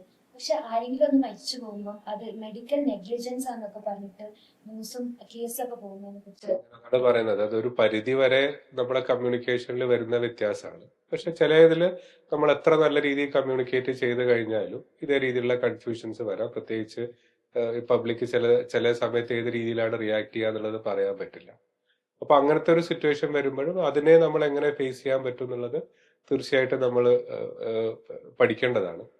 ഇതേ രീതിയിൽ തന്നെ ഡോക്ടർമാർക്ക് ഇതേ രീതിയിലുള്ള പല ബുദ്ധിമുട്ടുകളും നമ്മളിപ്പോ മീഡിയസിലൊക്കെ വായിക്കുന്നുണ്ടാവും. പക്ഷെ അതൊക്കെ വളരെ ഐസൊലേറ്റഡ് ആയിട്ടുള്ള ഒരു ഇൻസിഡൻസ് ആണ്. നമ്മൾ എത്രയോ ലക്ഷക്കണക്കിന് രോഗികളെ ചികിത്സിക്കുമ്പോഴാണ് അങ്ങനത്തെ വളരെ അപൂർവം അങ്ങനത്തെ ഇൻസിഡൻസ് ഉണ്ടാവുന്നത്. പ്രത്യേകിച്ച് കേരളത്തിൽ ബുദ്ധിമുട്ടുകൾ ഉണ്ടെങ്കിൽ കൂടെ ഇപ്പോഴും ഡോക്ടർമാർക്ക് സമൂഹത്തിൽ നല്ല രീതിയിലൊരു ഒരു വില സമൂഹം കൊടുക്കുന്നുണ്ട്. അതേപോലെ തന്നെ തിരിച്ച് അങ്ങോട്ടും അത് കുറച്ചുകൂടെ ട്രാൻസ്പെറന്റ് ആയി നമ്മൾ അത് കാര്യങ്ങൾ പറഞ്ഞ് മനസ്സിലാക്കാനും നമ്മൾ ചെയ്യുന്ന കാര്യങ്ങൾ എത്തിക്കലായി ചെയ്യുകയും ചെയ്തു കഴിഞ്ഞാൽ ഇത് വലിയ രീതിയിലൊരു ബുദ്ധിമുട്ടുണ്ടാവുമെന്ന് എനിക്ക് തോന്നുന്നില്ല. നമ്മൾ പല സ്ഥലത്തും എന്താ പറയാ ഈ പേഷ്യൻസിന്റെ ബന്ധുമിത്രാദികളൊക്കെ ചേർന്ന് എന്താ പറയാ ഡോക്ടർ അല്ലെങ്കിൽ ഡോക്ടറിന്റെ ക്ലിനിക്ക് തച്ചു പൊളിക്കുക, അല്ലെങ്കിൽ അതിന് നേരെ എന്തെങ്കിലും സമരം ചെയ്യുക. അപ്പൊ ഇത്രയും ഒരു വലിയ ഡിവോഷൻ ചെയ്ത് ഈ ഒരു ഫീൽഡിലേക്ക് ഇറങ്ങി ഇവര് എഗെയിൻ ക്രിറ്റിസൈസ് ചെയ്യപ്പെടുന്ന ഒരു അത് ഡോക്ടർമാരെ മാത്രം അങ്ങനെ നമുക്ക് പറയാൻ പറ്റില്ല. അതിപ്പോ ഏത് പ്രൊഫഷൻ ആണെങ്കിലും അങ്ങനെ ക്രിറ്റിസിസം വരാറുണ്ട്. ഇപ്പൊ ഡോക്ടർമാരാരും ക്രിട്ടിസൈസ് ചെയ്യാൻ പാടില്ല എന്നൊന്നും ഞാൻ വിചാരിക്കുന്നില്ല. ഇപ്പൊ ഒരു പോലീസ് ഓഫീസറാണ് നമ്മൾ കാണാറുണ്ട്, അവർക്കെതിരെ ആരോപണങ്ങൾ വരാം. ഈ സിവിൽ സർവീസ് ഓഫീസേഴ്സിനെതിരെ വലിയ രീതിയിലുള്ള ഇഷ്യൂസ് വരാറുണ്ട്. പൊളിറ്റീഷ്യൻസിന്റെ നേരെ നമ്മൾ കാണാറുണ്ട്. അപ്പൊ അത് ഏത് പ്രൊഫഷനിലും അത് ഉണ്ടാവാം. ചിലപ്പോൾ നമ്മൾ ചില ജനങ്ങളായിട്ട് നേരിട്ട് കമ്മ്യൂണിക്കേറ്റ് ചെയ്യാത്ത ചില മേഖലകളിൽ ചിലപ്പോൾ ഉണ്ടാവില്ല. അല്ലാത്ത മേഖലകളിലൊക്കെ ആ രീതിയിലുള്ള വ്യത്യാസം വരാം. എന്നാലും താങ്കൾ പറഞ്ഞ പോയിന്റ് വളരെ വാലിഡ് ആണ്. നമ്മൾ വളരെ ആത്മാർത്ഥമായിട്ട് ഒരു കാര്യം ചെയ്യുകയും അതിനെ വേറൊരു രീതിയിലേക്ക് തെറ്റിദ്ധരിക്കപ്പെട്ട് അല്ലെങ്കിൽ വേറെ രീതിയിലേക്ക് പ്രൊജക്ട് ചെയ്ത് നമ്മളെ ഒരു കുറ്റാരോപിതരാക്കുകയോ അല്ലെങ്കിൽ നമ്മൾ അനാവശ്യമായിട്ട് ബ്ലെയിം ചെയ്യുകയോ ചെയ്യുമ്പോൾ തീർച്ചയായിട്ടും നമുക്ക് അതിന്റെ മാനസിക വിഷമം ഉണ്ടാവാം. പക്ഷെ അതൊക്കെ ഞാൻ ഈ പറഞ്ഞ രീതിയിൽ നമ്മൾ മീഡിയയിൽ കാണുന്ന ഇൻസിഡൻസ് ഒക്കെ തന്നെ ഉള്ള ഇൻസിഡൻസ് ആണ്. ഞാൻ അതല്ല പറഞ്ഞത്. അത് ഞാൻ നേരത്തെ പറഞ്ഞ പോലെ എത്രയോ ആൾക്കാർ നല്ല രീതിയിൽ ബിഹേവ് ചെയ്യുമ്പോൾ വളരെ അപൂർവമായിട്ട് നടക്കുന്ന ഐസൊലേറ്റഡ് ആയിട്ടുള്ള ഇൻസിഡൻസ് ആണത്. അപ്പൊ അത് വെച്ചിട്ട് നമ്മൾ ഡോക്ടർമാരെ ഈ പ്രൊഫഷൻ എടുത്തു കഴിഞ്ഞാൽ അങ്ങനെ ബുദ്ധിമുട്ടിലേക്ക് പോകുന്നൊന്നും പേടിക്കേണ്ട കാര്യമില്ല. ഇപ്പോഴും കേരളത്തിൽ നമുക്ക് വളരെ സേഫ് ആയിട്ട് തന്നെ പ്രാക്ടീസ് ചെയ്യാൻ പറ്റും എന്നാണ് ഞാൻ വിചാരിക്കുന്നത്. ഈ MBBS കരിക്കുലം അതൊക്കെ ലേണിംഗ് ഒക്കെ കഴിഞ്ഞ ശേഷം പ്രാക്ടിക്കലി അതിലേക്ക് വരുമ്പോൾ ആ ഒരു മൈൻഡ് സ്ട്രെങ്ത് നമ്മൾ ക്രിയേറ്റ് ചെയ്യൂലേ. നമ്മൾ ഒരു ഡെഡ് ഓർഗാനിസത്തിൽ നിന്ന് നമ്മൾ പഠിച്ച് അത് ലിവിങ് ഹ്യൂമൻ ബീങ്സിലേക്ക് നമ്മൾ പ്ലേ ചെയ്യാണ്. ഇവരെല്ലാം ലൈഫ് വെച്ചിട്ടല്ലേ നമ്മൾ ഇതാക്കുന്നത്. അപ്പോൾ ആ ഒരു മൈൻഡ് സ്ട്രെങ്ത് എങ്ങനെ നമ്മൾ ക്രിയേറ്റ് ചെയ്യാം? അതൊന്നും എനിക്ക് തോന്നുന്നില്ല. ഇപ്പൊ ഒരു ഡോക്ടറും അതൊന്നും അങ്ങനെ ഒരു പർപ്പസ്ഫുള്ളി എന്തെങ്കിലും ചെയ്തിട്ട് വരുന്നതായിരിക്കില്ല. അതിപ്പോ നമ്മൾ ഇതേപോലെ ഒരു സൂപ്പർ സ്പെഷ്യലിസ്റ്റ് ആവുന്ന സമയത്ത് ഏകദേശം നമ്മൾ 5 വർഷം MBBS പഠിക്കുന്നു, ഇന്റേൺഷിപ്പ് പഠിക്കുന്നു, പിന്നെ ചിലപ്പോൾ കുറച്ച് പ്രാക്ടീസ് ചെയ്യുന്നു, വീണ്ടും 3 വർഷം MD പഠിക്കുന്നു, പിന്നീട് വീണ്ടും കുറച്ച് പ്രാക്ടീസ് ചെയ്യുന്നു, അടുത്തൊരു 3 വർഷം വീണ്ടും അടുത്ത സൂപ്പർ സ്പെഷ്യലൈസേഷൻ പഠിക്കുന്നു. അപ്പൊ ഇതിന്റെ ഒരു സമയത്തിന്റെ ഉള്ളിൽ കൂടെ തന്നെ നമ്മൾ പല സിറ്റുവേഷനായിട്ടും നമ്മളെ സീനിയേഴ്സ് ഇങ്ങനെ ഇത്തരം കാര്യങ്ങൾ എങ്ങനെയാണ് ചെയ്യുന്നതും ടീച്ചേഴ്സ് എങ്ങനെയാണ് ചെയ്യുന്നതും ഒക്കെ കണ്ടിട്ട് കണ്ടും കേട്ടും ചെയ്തും പഠിക്കുന്നതാണ്. ഇത് പ്രാക്ടിക്കലാണ്, നമ്മൾ വായിച്ച് മാത്രം പഠിക്കുന്നതല്ല. അപ്പൊ അതുകൊണ്ട് തന്നെ നമുക്ക് ഒരു ഡോക്ടർക്ക് ഞാൻ വിചാരിക്കുന്നത്, ഞാൻ നേരത്തെ പറഞ്ഞ രീതിയിൽ കാര്യങ്ങളൊക്കെ കേൾക്കാനും ഒരു രോഗീന്റെ അടുത്ത് കേൾക്കാനും മനസ്സിലാക്കാനും ഒക്കെ ഉള്ള ഒരു മാനസിക നില വേണം നമുക്ക്. അതിന് ക്ഷമ വേണം. അതേപോലെ തന്നെ നമുക്ക് പഠിച്ച കാര്യങ്ങളും നമ്മൾ വായിച്ച കാര്യങ്ങളും ഒക്കെ അപ്ലൈ ചെയ്യാനുള്ള ഒരു കോമൺ സെൻസ് എന്നേ ഞാൻ പറയുള്ളൂ. വലിയ ബുദ്ധിമാനൊന്നും ആവണമെന്നില്ല. അതിനെ നമുക്ക് പ്രോപ്പറായിട്ട് നമുക്ക് അനലൈസ് ചെയ്യാനുള്ള ഒരു കോമൺ സെൻസ് നമുക്ക് ഉണ്ടാവണം. ഇത് അങ്ങനെ ആകുമ്പോഴേ നമുക്ക് പല കാര്യങ്ങളും ഒരുമിച്ച് ചെയ്യാൻ പറ്റുള്ളൂ. അതേപോലെ നമ്മൾ ചെയ്യുന്ന കാര്യങ്ങൾ നമ്മൾ ആത്മാർത്ഥമായിട്ട് എത്തിക്കലായിട്ടും ചെയ്യണം. ഇത് മാത്രം പോലെ നമുക്ക് എപ്പോഴും നമ്മൾ മെഡിക്കൽ സയൻസ് എന്ന് പറഞ്ഞു കഴിഞ്ഞാൽ എല്ലാ ദിവസവും മാറിക്കൊണ്ടിരിക്കുന്ന ഒരു സയൻസ് ആണ്. പുതിയ പുതിയ കാര്യങ്ങൾ വരികയാണ്. ഞാനൊക്കെ MBBS പഠിക്കുന്ന സമയത്ത് നമുക്ക് ബുക്കിൽ ഏതെങ്കിലും ലൈബ്രറിയിൽ പോയിട്ട് റെഫർ ചെയ്യുക, അല്ലെങ്കിൽ ഒരു ജേർണൽ വേണമെങ്കിൽ ലൈബ്രറിയിൽ പോയിട്ട് റെഫർ ചെയ്യുക, ആ രീതിയിലായിരുന്നു നമുക്ക് ഉണ്ടായിരുന്നത്. പിന്നീടാണ് നമ്മൾ അത് കുറച്ചുകൂടെ കഴിഞ്ഞപ്പോൾ നമുക്ക് ഓൺലൈൻ ജേർണൽസ് കിട്ടാൻ തുടങ്ങി. നമ്മൾ PGയിലൊക്കെ പഠിക്കുന്ന സമയത്തേക്ക് പല ജേർണൽസും നമുക്ക് ഓൺലൈൻ കിട്ടാൻ തുടങ്ങി, ഗൂഗിളിൽ സെർച്ച് ചെയ്യാൻ പറ്റാൻ തുടങ്ങി. കുറച്ചുകൂടെ കഴിഞ്ഞപ്പോൾ നമുക്ക് അപ് ടു ഡേറ്റ് മാതിരി കുറെ ആപ്പ് വരാൻ തുടങ്ങി. നമുക്ക് പല സബ്ജക്റ്റിനെ പറ്റി നമുക്ക് അതിനകത്ത് മെഡിക്കൽ കുറെ കാര്യങ്ങൾ മിക്സ് ചെയ്തിട്ട് കിട്ടും. പിന്നീട് അങ്ങോട്ട് എനിക്ക് തോന്നുന്നു അവസാനത്തെ ഒരു 5 വർഷത്തിൽ വലിയ രീതിയിലുള്ള വ്യത്യാസങ്ങളാണ് ഇപ്പൊ വന്നത്. അപ്പൊ നമുക്കൊരു ഒരു ടോപ്പിക് ഇപ്പൊ ഒരു പ്രസന്റേഷൻ ഉണ്ടാക്കണേ തന്നെ ഇപ്പൊ AI ഒക്കെ അസിസ്റ്റഡ് ആയിട്ടുള്ള പല ടൂൾസും നമുക്ക് ലഭ്യമാണ്. അപ്പൊ നമ്മൾ അന്ന് ദിവസങ്ങളോളം ഒരു ടോപ്പിക് വായിച്ച് റിസർച്ച് ചെയ്ത് ഒരു സാധനം ഉണ്ടാക്കേണ്ടിയിരുന്നെങ്കിൽ ഇപ്പൊ നമുക്കത് AI ഒക്കെ വെച്ചിട്ടുള്ള പല പെർപ്ലക്സിറ്റി, ക്ലോഡ് AI അങ്ങനെ പല സാധനങ്ങളുണ്ട്, ചാറ്റ് GPT അങ്ങനത്തെ കുറെ സാധനങ്ങളുണ്ട്, നോട്ട്ബുക്കിലെല്ലാം. അപ്പൊ ആ സാധനത്തിലൊക്കെ വെച്ച് നമുക്ക് പ്രോപ്പറായിട്ട് കമാൻഡ് ചെയ്യാൻ പറ്റിക്കഴിഞ്ഞാൽ നമുക്ക് അതിന്റെ റിലേറ്റഡ് ആയിട്ടുള്ള ആർട്ടിക്കിൾസ് ഒക്കെ നമുക്ക് പെട്ടെന്ന് തന്നെ കിട്ടാൻ പറ്റും. അതിന്റെ നോട്ട്സും കാര്യങ്ങളൊക്കെ നമുക്ക് കുറച്ചും കൂടെ നമ്മളതൊരു എന്താ പറയാ ഒരു മോശമായിട്ട് ഉപയോഗിക്കുക എന്നുള്ളത് തോന്നുന്നില്ല ഇപ്പൊ. കാരണം നമുക്ക് അതിനെ കുറച്ചും കൂടെ എളുപ്പത്തിൽ കുറച്ചുകൂടെ കൂടുതൽ ഡാറ്റാസ് നമുക്ക് പെട്ടെന്ന് തന്നെ കിട്ടും. അത് ഉപയോഗിച്ച് നമുക്ക് ക്ലാസ് എടുക്കാനും പ്രസന്റേഷൻ ആക്കാനും വായിക്കാനും പറ്റും. അതേപോലെ തന്നെ ഇമെയിൽ വന്നപ്പോൾ നമുക്ക് ലോകത്തിലെ എവിടെ ആൾക്കാരായിട്ട് കണക്ട് ചെയ്യാൻ പറ്റുന്നതായിരുന്നു തുടക്കത്തിലുള്ളത്.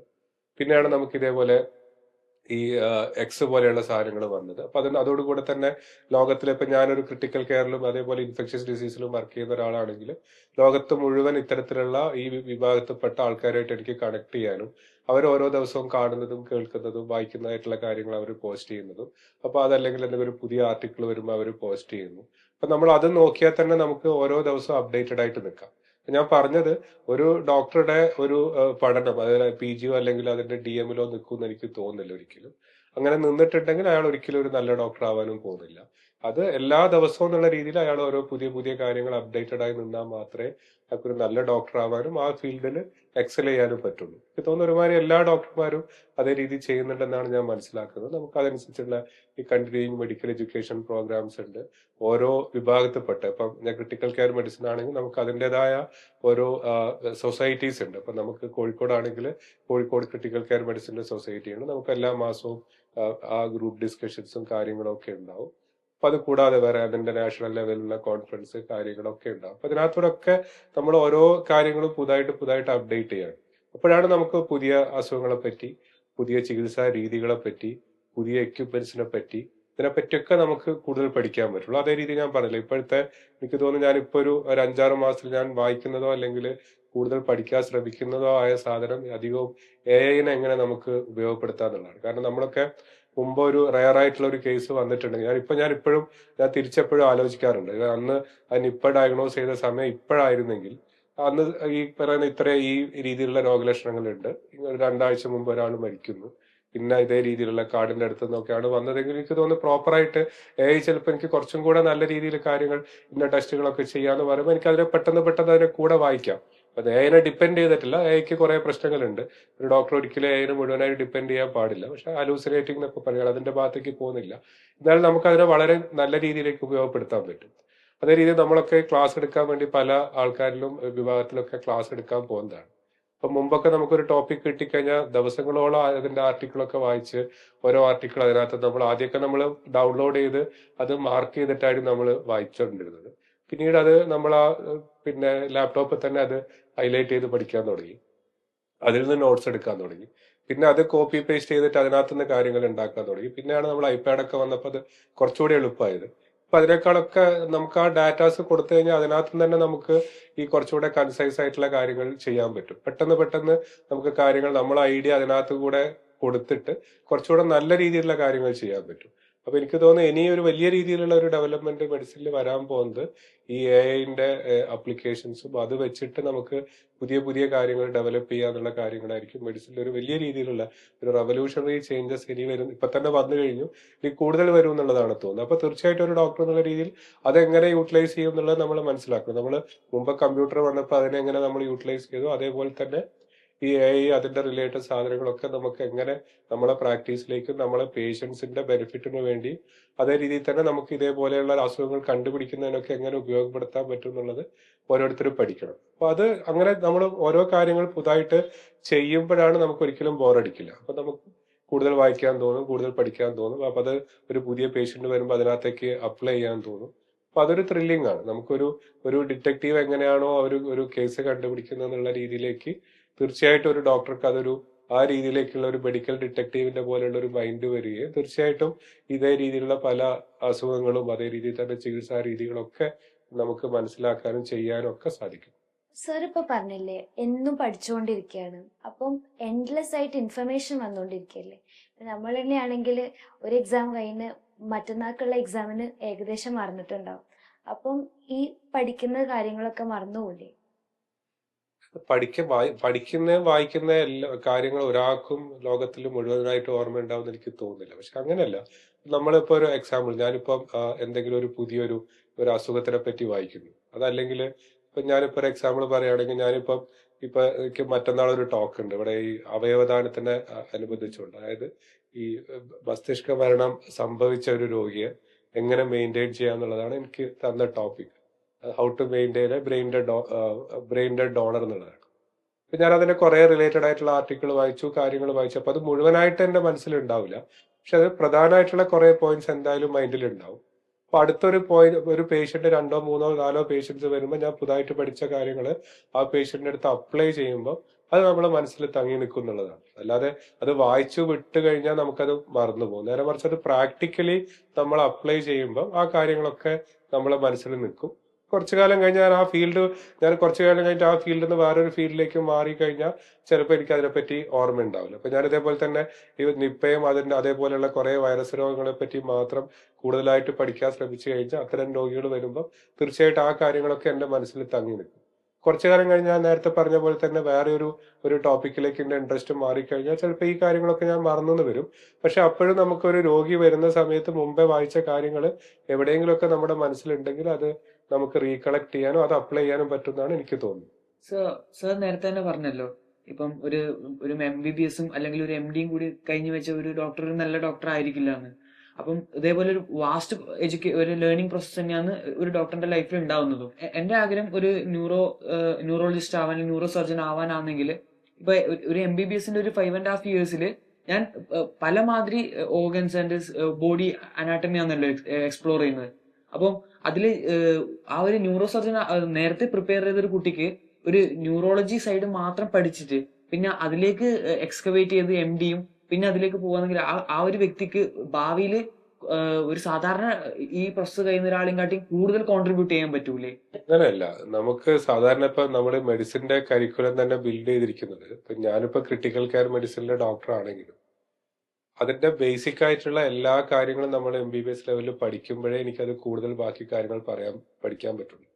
ഇപ്പൊ ഞാൻ അന്ന് ഇന്റേൺഷിപ്പിന്റെ സമയത്ത് കോഴിക്കോടൊക്കെ ആയതുകൊണ്ട് നമ്മൾ എത്രയോ ഡെലിവറി എടുത്തിട്ടുണ്ട്. എനിക്ക് തോന്നുന്നു 100-ലധികം ഡെലിവറി എടുക്കാൻ പറ്റിയിട്ടുണ്ട്. അപ്പം അതുകൊണ്ട് എനിക്ക് ഇപ്പൊ എന്താ കാര്യം, ഞാനിപ്പോ എന്തായാലും ഡെലിവറി എടുക്കാനൊന്നും പോകുന്നില്ല. പക്ഷെ അതുമായിട്ട് ബന്ധപ്പെട്ട ചില കാര്യങ്ങൾ വരുമ്പോൾ നമുക്ക് അതിപ്പോഴും അത് പല രീതിയിലും ഉപകാരപ്രദമാവും, ഞാനത് ചെയ്തിട്ടില്ലെങ്കിലും. അതേപോലെ അന്നത്തെ സർജറി പോസ്റ്റിങ്ങിന്റെ സമയത്തൊക്കെ നമ്മൾ പല മൈനർ സർജിക്കൽ പ്രൊസീജിയേഴ്സും നമുക്ക് ചെയ്യാൻ പറ്റിയിട്ടുണ്ട്. പക്ഷെ അതൊക്കെ കൊണ്ടാണ് നമ്മളെ പല സ്കില്ലും ഞാൻ വേറെ ചില പ്രൊസീജിയർ ചെയ്യുമ്പോൾ ആ സ്കില്ലൊക്കെ നമുക്ക് ഡയറക്ട്ലിയോ ഇൻഡയറക്ട്ലിയോ ആയിട്ട് യൂസ് ചെയ്തിട്ടുണ്ടാവാം. അപ്പൊ ഞാനത് MBBS ലെവലിലെ ഒരു ക്രിട്ടിക്കൽ കെയർ ഫോക്കസിലൂടെ പഠിക്കണമെന്ന് തോന്നുന്നില്ല. നേരെ മറിച്ച് MBBSന്റെ കരിക്കുലത്തിലുള്ള എല്ലാ ഈ ക്ലിനിക്കൽ സ്പെഷ്യാലിറ്റി ആയാലും അതേപോലെ തന്നെ ഈ പ്രീ ക്ലിനിക്കൽ ആണെങ്കിലും നോൺ ക്ലിനിക്കൽ ആണെങ്കിലും ഉള്ള കാര്യങ്ങളൊക്കെ പഠിച്ചു കഴിഞ്ഞിട്ടാണ് നമ്മൾ അടുത്ത ലെവലിലേക്ക് പോവുക. അപ്പൊ നിങ്ങൾ MBBSന് കിട്ടിക്കഴിഞ്ഞാൽ ഫസ്റ്റ് ഇയറിൽ നമ്മൾ അധികവും നമ്മൾ പഠിക്കാൻ പോകുന്നത് പിന്നെ ബയോകെമിസ്ട്രി, അനാട്ടമി, ഫിസിയോളജി എന്നുള്ളതാണ്. ഇപ്പോഴും നമ്മളെ മെഡിസിന്റെ ഒരു അടിസ്ഥാന കാര്യമായിട്ട് എല്ലാവരും പറയുന്നത് നമ്മൾ ഫിസിയോളജിയാണ്. കാരണം നമ്മളൊരു ഹ്യൂമൻ ബീങ്ങിന്റെ ഫിസിയോളജി കൃത്യമായിട്ട് മനസ്സിലാക്കി കഴിഞ്ഞാൽ മാത്രമേ അതിന്റെ ആ ഫിസിയോളജിയിൽ വരുന്ന വ്യത്യാസങ്ങൾ നമുക്ക് മനസ്സിലാക്കാൻ പറ്റുള്ളൂ. അപ്പൊ നമ്മൾ ക്രിട്ടിക്കൽ കെയർ എന്ന് പറഞ്ഞാൽ ഞാൻ നേരത്തെ പറഞ്ഞു സൂപ്പർ സ്പെഷ്യാലിറ്റിയാണ്. അപ്പൊ നമ്മളെ ഇപ്പോഴും ക്രിട്ടിക്കൽ കെയർ മെഡിസിന്റെ അടിസ്ഥാന തത്വം തന്നെ ഒരു രോഗിയും രോഗം കൊണ്ട് മാത്രം മരിക്കുന്നില്ല. No patients are dying because of their disease alone, they are dying because of physiological abnormalities. അപ്പൊ അതുകൊണ്ട് തന്നെ നമുക്ക് ഫിസിയോളജി നമ്മളെ അടിസ്ഥാനമായിട്ടുള്ള കാര്യം സ്ട്രോങ് ആണെങ്കിൽ മാത്രമേ നമുക്ക് അതിന്റെ വ്യത്യാസങ്ങളും കാര്യങ്ങളൊക്കെ നമുക്ക് കൂടുതലായിട്ട് പഠിക്കാൻ പറ്റും. അതേപോലെ ഒരു സർജിക്കൽ ഫീൽഡാണ്, നമ്മൾ അതിന്റെ അനാട്ടമി രോഗിയുടെ എല്ലാ വ്യത്യാസങ്ങളും അതേപോലെ അതിന്റെ ഫിസിയോളജിയും ഈ ബയോകെമിസ്ട്രിയും ഒക്കെ വെച്ചിട്ടാണ് നമ്മൾ അടുത്ത ലെവലിലേക്ക് പോവുക. അതേ രീതിയിൽ തന്നെ നമ്മൾ ഈ ഫാർമക്കോളജിയും മൈക്രോബയോളജിയും ഒക്കെ പഠിക്കുമ്പോൾ നമുക്ക് പിന്നീട് എന്താ ആവശ്യം നമ്മൾ അപ്പോൾ പലപ്പോഴും തോന്നും. പക്ഷെ അന്നത്തെ ആ ഫാർമക്കോളജിയും മൈക്രോബയോളജിന്റെ മുകളിലൊക്കെയാണ് നമ്മൾ ഇപ്പോഴും ICUവിൽ വർക്ക് ചെയ്യുമ്പോഴും പല ഡ്രഗ്സിനെ പറ്റി നമ്മൾ പഠിക്കാൻ പറ്റുന്നത്. അതല്ലെങ്കിൽ ഞാൻ നേരത്തെ പറഞ്ഞ പോലെയുള്ള വൈറസ് രോഗങ്ങളെ പറ്റിയൊക്കെ വരുമ്പോൾ നമുക്ക് അതിന്റെ അടിസ്ഥാനമായിട്ടുള്ള കാര്യങ്ങളൊക്കെ അവിടെ നിന്നാണ് തുടങ്ങുന്നത്. അപ്പൊ അതുകൊണ്ട് തന്നെ നമുക്ക് ഓരോ ന്യൂറോ സർജൻ ആണെങ്കിൽ ബേസിക്കലി ഉള്ള ഈ MBBS ലെവലിലുള്ള കാര്യങ്ങളൊക്കെ പഠിച്ചിട്ട് തന്നെ അടുത്ത സർജിക്കൽ ലെവലിലേക്കും പിന്നീട് സൂപ്പർ സ്പെഷ്യാലിറ്റി ലെവലിലേക്കും പോവാം. അതിനകത്ത് ഒരു വ്യത്യാസം ഉള്ളതെന്ന് വെച്ച് കഴിഞ്ഞാൽ നിങ്ങൾ സ്പെസിഫിക് ആയിട്ട് ന്യൂറോ സർജറി എന്ന് പറഞ്ഞതുകൊണ്ടാണ് ഇപ്പൊ ഇന്റഗ്രേറ്റഡ് കോഴ്സസ് ഉണ്ട്. ഓൾ ഇന്ത്യ ഇൻസ്റ്റിറ്റ്യൂട്ടിലൊക്കെ ഉണ്ട്. ഈ DNB തന്നെ പിന്നെ 6 ഇയർ കോഴ്സ് ഉണ്ട്. അപ്പൊ നമ്മള് 3 വർഷം MD പിന്നെ 3 വർഷം ഈ DM അല്ല MCH അല്ല പഠിക്കുന്നതിന് പകരം നമുക്ക് ഇതേ രീതിയിൽ തന്നെ ഒരുമിച്ച് ചെയ്യാൻ പറ്റുന്ന 6 വർഷത്തെ കോഴ്സ് ഉണ്ട്. അപ്പൊ അതാകുമ്പോൾ നമുക്ക് കുറച്ചും കൂടെ അതിനകത്ത് നമുക്ക് വേണമെങ്കിൽ ഡീപ്പായിട്ട് പഠിക്കാൻ പറ്റും. അപ്പൊ അങ്ങനെ വേണമെങ്കിൽ നമുക്ക് പറയാം. അല്ലാതെ MBBSലെ നമ്മൾ ന്യൂറോ സർജറി പഠിച്ചു പോവാന്നുള്ള ഒരു കൺസെപ്റ്റ് ഉണ്ടെന്ന് എനിക്ക് തോന്നുന്നില്ല. നമ്മളെ പോലത്തെ നീറ്റ് ആസ്പിറന്റിന് സാർക്ക് ലൈക്ക് ഇനി വരാൻ പോകുന്ന ഡോക്ടേഴ്സ് എന്ന നിലയിൽ സാർക്ക് എന്ത് അഡ്വൈസ് നമുക്ക് തരാനുള്ളൂ? അങ്ങനെയല്ല, നമ്മൾ ഏത് ഫീൽഡിലായാലും ഇപ്പൊ ഞാനിപ്പോഴും വിചാരിക്കുന്നില്ല ഡോക്ടറായാൽ മാത്രമേ നമുക്ക് നല്ല രീതിയിൽ ജീവിക്കാൻ പറ്റുള്ളൂ, അല്ല ഡോക്ടർ MBBS കിട്ടിയിട്ടില്ലേ നമ്മുടെ ലൈഫ് പോയി എന്നൊന്നും ഞാൻ ഇപ്പോഴും വിചാരിക്കുന്നില്ല. പക്ഷെ ഇപ്പോഴും പലരും പറയാറുണ്ട്, ഇപ്പൊ നമ്മൾ പഴയ പോലെയല്ല. ഞാനൊക്കെ പഠിച്ച കാലത്തിനെ അപേക്ഷിച്ച് ഇപ്പൊ ഓപ്പർച്യൂണിറ്റി വളരെ കുറവാണ്. ഇപ്പൊ നമ്മൾ പത്രത്തിലൊക്കെ നോക്കി കഴിഞ്ഞാൽ MBBS കഴിഞ്ഞ ആൾക്കാർ വെറുതെ നടക്കുകയാണ്, MD കഴിഞ്ഞ ആൾക്കാർക്ക് ജോലിയില്ല. അപ്പൊ അതൊക്കെ ആൾക്കാർ പറയുന്നുണ്ടെങ്കിലും എനിക്ക് തോന്നുന്നില്ല അങ്ങനെ എന്തെങ്കിലും ഒരു ജോലിക്കൊന്നും ഒരു ബുദ്ധിമുട്ട് ഇപ്പോഴും MBBS കഴിഞ്ഞ ആൾക്കാർക്ക് ഉണ്ടെന്ന്. അതേപോലെ ഞാൻ ഇപ്പോഴും വിശ്വസിക്കുന്നത് നമ്മളെ നാട്ടില് ഒന്ന് ജോബ് ഓപ്പർച്യൂണിറ്റി. ഇപ്പൊ നമുക്കൊരു എഞ്ചിനീയർക്ക് നമ്മുടെ നാട്ടിൽ എത്ര ജോലി കിട്ടാൻ സാധ്യതയുണ്ട്, അതിനേക്കാൾ എത്രയോ കൂടുതലാണ് ഒരു ഡോക്ടർക്ക് ജോലി കിട്ടാനുള്ളത്. നമ്മൾ പുറത്തേക്ക് പോകുന്ന വേറെ കാര്യം. ഇപ്പൊ എഞ്ചിനീയർസിനൊക്കെ പുറത്തേക്ക് പോയാൽ കുറെ ജോബ് ഓപ്പർച്യൂണിറ്റീസ് ഉണ്ട്. പക്ഷെ നാട്ടിൽ തന്നെ നല്ല രീതിയിലുള്ള ഒരു ജോബ് ഓപ്പർച്യൂണിറ്റി, അതേ രീതിയിൽ തന്നെ ഈ സമൂഹത്തിൽ നമുക്കുള്ള ഒരു റെക്കഗ്നീഷൻ, അതൊക്കെ വളരെ നല്ല രീതിയിൽ തന്നെ ഡോക്ടർക്ക് ഉണ്ടെന്നാണ് എനിക്ക് തോന്നുന്നത്. അതേപോലെ തന്നെ റെമ്യൂണറേഷൻ. ഇപ്പൊ സാലറീന്റെ ഇത് നോക്കിക്കഴിഞ്ഞാൽ ഞാനൊരു പ്രൈവറ്റ് മേഖലയിൽ വർക്ക് ചെയ്യുന്ന ഒരു ഡോക്ടറാണ്. എനിക്ക് ഇപ്പോഴും അഭിമാനത്തോടു കൂടെ പറയാൻ പറ്റും, ഇപ്പൊ ഗവൺമെന്റ് സെക്ടറിലെ ഏറ്റവും ഹയസ്റ്റ് ആയിട്ടുള്ള പോസ്റ്റിൽ നിൽക്കുന്ന ആൾക്കാർ വാങ്ങുന്നതിനേക്കാളും എത്രയോ കൂടുതൽ സാലറി ഞാനിപ്പോൾ വാങ്ങുന്നുണ്ട്. അപ്പൊ അതുകൊണ്ട് തന്നെ ആ രീതിയിൽ നോക്കിക്കഴിഞ്ഞാലും നമ്മളൊരു ഇൻകത്തിന്റെ ബേസിൽ നോക്കിക്കഴിഞ്ഞാൽ, നമ്മൾ അങ്ങനെ ഇൻകത്തിന്റെ ബേസിൽ മാത്രം നോക്കണം എന്നല്ല ഞാൻ പറയുന്നത്, ആ രീതിയിൽ നോക്കിക്കഴിഞ്ഞാലും നല്ലതാണ്. അതിനകത്ത് കുഴപ്പമായിട്ട് നമുക്ക് പറയാൻ പറ്റും. സർ, ഒരു കോവിഡ് ബേസ്ഡ് ഒരു ക്വസ്റ്റ്യൻ സാറിനോട് ചോദിക്കാം. വെച്ചാല് നോർമലി ഞാൻ നോക്കിയതെടുത്തോളം ഈ വാക്സിനേഷൻസ് യൂഷ്വലി ഒരു 10 to 15 ഇയേഴ്സ് വരെ നീളാറുണ്ട്. അപ്പൊ ഒരു 2 മുതൽ 4 വർഷം വരെ റിസർച്ചിന്, പിന്നെ ഒരു 2 വർഷം പ്രീ ക്ലിനിക്കൽ, പിന്നെ ഒരു 10-12 വർഷം അങ്ങനെ പോസ്റ്റ് ക്ലിനിക്കൽ അങ്ങനെ റിസർച്ച് പോയി മിനിമം ഒരു 10-15 വർഷം ഇതിന്റെ പിന്നാലെ ഒരു പ്രോപ്പർ വാക്സിനിലേക്ക് പോകാറുണ്ട്. പക്ഷെ ഇപ്പൊ നമ്മുടെ ഈ കോവിഷീൽഡ് കോവാക്സിൻ എല്ലാം 2020 മാർച്ചിൽ റിപ്പോർട്ട് ചെയ്തത് നമ്മൾ ഏകദേശം ഒരു 2021 ജനുവരി ആകുമ്പോഴത്തേക്ക് തന്നെ ഇതിന് ഒരു ക്യൂർ എന്ന് പറഞ്ഞിട്ട് നമ്മൾ വാക്സിൻ തന്നെ പറഞ്ഞ് നമ്മൾ സപ്ലൈ ചെയ്യാൻ തുടങ്ങി. അത് നടക്കും ഏകദേശം ഒരു വർഷത്തെ ടൈം പീരീഡ് ആണ്. അതേപോലെ തന്നെ ഇതിന് പിന്നീട് mRNA ബേസ്ഡ് കോവിഡ് വാക്സിൻസിൽ എന്താന്ന് വെച്ചാൽ മയോകാർഡിയൈറ്റിസ് അഥവാ ഹേർട്ട് ടിഷ്യൂസിന് ഇൻഫ്ലെയിം ചെയ്യാനുള്ള ഒരു സാധ്യതയും ഉണ്ട് എന്ന് പിന്നീടാണ് അത് കണ്ടുപിടിക്കുന്നത്. അപ്പം ഇതൊരു വാക്സിൻ എന്ന് പറഞ്ഞാൽ സപ്ലൈ ചെയ്യാൻ അന്നത്തെ എടുത്ത ഡിസിഷൻ ജനങ്ങൾക്കിടയിൽ ഒരു പ്ലസീബോ എഫക്ട് ഉണ്ടാക്കി അവരിൽ ഒരു പാനിക് ഒരു വലിയ മാസ് പാനിക് ഒഴിവാക്കാൻ വേണ്ടിയിട്ട് ഒരു വാക്സിൻ സപ്ലൈ ഉണ്ടാക്കിയതാണോ, അല്ല ജസ്റ്റ് ഒരു ബൂസ്റ്റർ ഡോസ് എന്നുള്ള ഒരു അർത്ഥത്തില്? ഒരിക്കലും അല്ല. കാരണം നമ്മളത് ഇന്ത്യയിലോ അല്ലെങ്കിൽ ഏതെങ്കിലും ഓക്സ്ഫോർഡ് യൂണിവേഴ്സിറ്റിയിലോ മാത്രമല്ല, ലോകത്തിലെ പല ഭാഗങ്ങളിലും പാരലി വാക്സിൻ ഡെവലപ്പ് ചെയ്തിട്ടുണ്ടായിരുന്നു. പല ടൈപ്പുള്ള വാക്സിൻ, നേരത്തെ പറഞ്ഞ പോലെ ഇനാക്ടിവേറ്റഡ് വൈറസ് വന്നു, അതേപോലെ വെക്ടർ വാക്സിൻ വന്നു. നമ്മൾ ഇതേമാതിരി വെക്ടേഴ്സിന് ഉപയോഗിച്ചിട്ട് വൈറൽ പാർട്ടിക്കിൾ ഉപയോഗിച്ച് ഇതാക്കാം. mRNA വാക്സിൻ വന്നു, പല രീതിയിലുള്ള വാക്സിനുകൾ വന്നിട്ടുണ്ട്. അപ്പൊ അതൊക്കെ നമ്മൾ ഉപയോഗിക്കുന്നതിന്റെ മുമ്പേ ആ വാക്സിന് നമ്മുടെ ശരീരത്തിലുള്ള ഒരു പ്രതിരോധ പ്രവർത്തനം ഉണ്ടാക്കാൻ പറ്റുന്നുള്ളതും അതിന് ഇമ്മ്യൂണിറ്റി ഡെവലപ്പ് ചെയ്യാൻ പറ്റുന്നുള്ള പ്രൂവ് ചെയ്ത ശേഷമാണ് നമ്മൾ അടുത്ത ലെവൽ ട്രയലിലേക്ക് പോകുന്നത്. അപ്പൊ അടുത്ത ലെവൽ ട്രയലിൽ നമുക്ക് അതിന്റെ ഈ എഫക്റ്റീവ്നെസ് ഉണ്ട്, പ്രിവെന്റ് ചെയ്യാൻ പറ്റുമെന്ന് മനസ്സിലാക്കുകയും അതിന്റെ അടുത്ത വലിയ ലെവൽ ട്രയലിലാണ് നമുക്ക് എന്തെങ്കിലും അഡ്വേഴ്സ് ഇവന്റ്സ് ഉണ്ടോ എന്ന് പറയാൻ പറ്റും. മയോകാർഡൈറ്റിസ് എന്നൊക്കെ പറഞ്ഞാൽ നമ്മൾ അന്ന് അറിയാം, ലോകത്തിലെ മുഴുവൻ ഈ കോടിക്കണക്കിന് ആൾക്കാർക്ക് കൊടുത്തപ്പം പെരലിൽ എന്താവുന്ന കുറച്ച് ആൾക്കാർക്ക് മാത്രമാണ് വന്നത്. ഇത്രയും വലിയൊരു മാസ് ക്യാമ്പയിൻ വാക്സിനേഷൻ മുമ്പ് എപ്പോഴെങ്കിലും നടന്നതായിട്ട് അറിയില്ല. അപ്പൊ അതിന്റെ കൂടെ വന്ന വളരെ കുറച്ച് നമ്പർ കേസിനെ അത് മീഡിയാസ് എക്സാജറേറ്റ് ചെയ്ത് കാണിക്കുന്നതോ അല്ലെങ്കിൽ ആൾക്കാർ അതിനെ തെറ്റായിട്ട് ഇന്റർപ്രിറ്റ് ചെയ്യുകയോ ചെയ്തതാണ്. അതല്ലെങ്കിൽ തീർച്ചയായിട്ടും കാരണം ഞാൻ ICUവിൽ വർക്ക് ചെയ്യുന്ന ഡോക്ടർ ആയതുകൊണ്ട് ഞാൻ അതിന്റെ ആദ്യത്തെ ഫേസിൽ രോഗികൾക്ക് ഉണ്ടാവുന്ന ഗുരുതരാവസ്ഥയും പിന്നീട് വാക്സിൻ ഉപയോഗിക്കാൻ തുടങ്ങിയ ശേഷം അതിന്റെ സിവിയറിറ്റി എത്ര കണ്ട് കുറയുന്നു എന്നുള്ളത് നമ്മൾ നേരിട്ട് കണ്ട ആൾക്കാരാണ്. ഇപ്പോഴും നമുക്ക് കോവിഡ് പേഷ്യൻസ് വരാറുണ്ട്. ഇപ്പോഴൊക്കെ വരുമ്പോൾ അതിന്റെ സിംറ്റംസ് എത്രയോ മൈൽഡാണ്. അതിനുള്ള കാരണം ഒന്ന്, ആൾക്കാർ ഇൻഫെക്ഷൻ കൊണ്ട് നേടിയ ഇമ്മ്യൂണിറ്റി, രണ്ടാമത്തേത് ഒബ്വിയസ്ലി നമ്മൾ ഇതേപോലെ വാക്സിനേഷൻ കൊണ്ട് ഉണ്ടാക്കിയ ഇമ്മ്യൂണിറ്റി. അപ്പൊ ഇതിന്റെ ആ ഇമ്മ്യൂണിറ്റി കൊണ്ട് തന്നെയാണ് നമുക്ക് ആ വൈറസിനെ പിടിച്ചു നിർത്താൻ സാധിച്ചത്. അപ്പൊ ആ വാക്സിന്റെ എഫക്റ്റീവ്നെസിനെ പറ്റിയോ അങ്ങനത്തെ കാര്യങ്ങളിലൊന്നും യാതൊരുവിധ സംശയങ്ങളോ ആൾക്കാർക്ക് ഉണ്ടായിട്ടില്ല. പിന്നീട് എവിടെയാണ് വ്യത്യാസം വന്നതെന്ന് വെച്ച് കഴിഞ്ഞാൽ ഏത് വൈറസ് ആണെങ്കിലും അത് കാലം മുമ്പോട്ട് പോകുന്നതനുസരിച്ച് വൈറസിനകത്ത് ചില ജനിതക വ്യത്യാസം അല്ലെങ്കിൽ മ്യൂട്ടേഷൻ വരെയും അത് നമ്മളെ ഇമ്മ്യൂണിറ്റീനെ, നമ്മളെ ഹേർഡ് ഇമ്മ്യൂണിറ്റീനോ അല്ലെങ്കിൽ നമ്മൾ ഇതേപോലെ ഈ വാക്സിൻ ഇൻഡ്യൂസ്ഡ് ഇമ്മ്യൂണിറ്റീനോ അതിനെ ഓവർകം ചെയ്യാനുള്ള കഴിവ് വരും. അത് നമ്മൾ ലോകത്തിലുള്ള ഒരു ഒരു ഒരു ഏത് ഓർഗാനിസം ആണെങ്കിലും ഉണ്ടാവുന്ന ഒരു നമ്മൾ കാണുന്ന ഒരു പ്രതിഭാസമാണ്. അപ്പൊ അതുകൊണ്ടാണ് അതിന് പിന്നീട് ചില ഈ വൈറസിന്റെ പുതിയ വകഭേദങ്ങൾക്ക് ഈ വൈറസ് ഈ ഞാൻ നേരത്തെ പറഞ്ഞ രീതിയിലുള്ള ഈ പ്രതിരോധ ശക്തി അത് ഞാൻ നേരത്തെ പറഞ്ഞ പോലെയുള്ള ഈ വാക്സിൻ കൊണ്ടുണ്ടാണെങ്കിലോ അല്ലെങ്കിൽ ഇൻഫെക്ഷൻ ഉണ്ടായതായിട്ടുള്ള പ്രതിരോധ ശക്തി ഓവർടേക്ക് ചെയ്യാൻ പറ്റിയത്, അല്ലെ ഓവർകം ചെയ്യാൻ പറ്റിയത്. അപ്പൊ അതിന്റെ അർത്ഥം ആദ്യത്തെ വാക്സിൻ അത് എഫക്റ്റീവ് ആയിട്ടില്ല എന്നുള്ളതല്ല.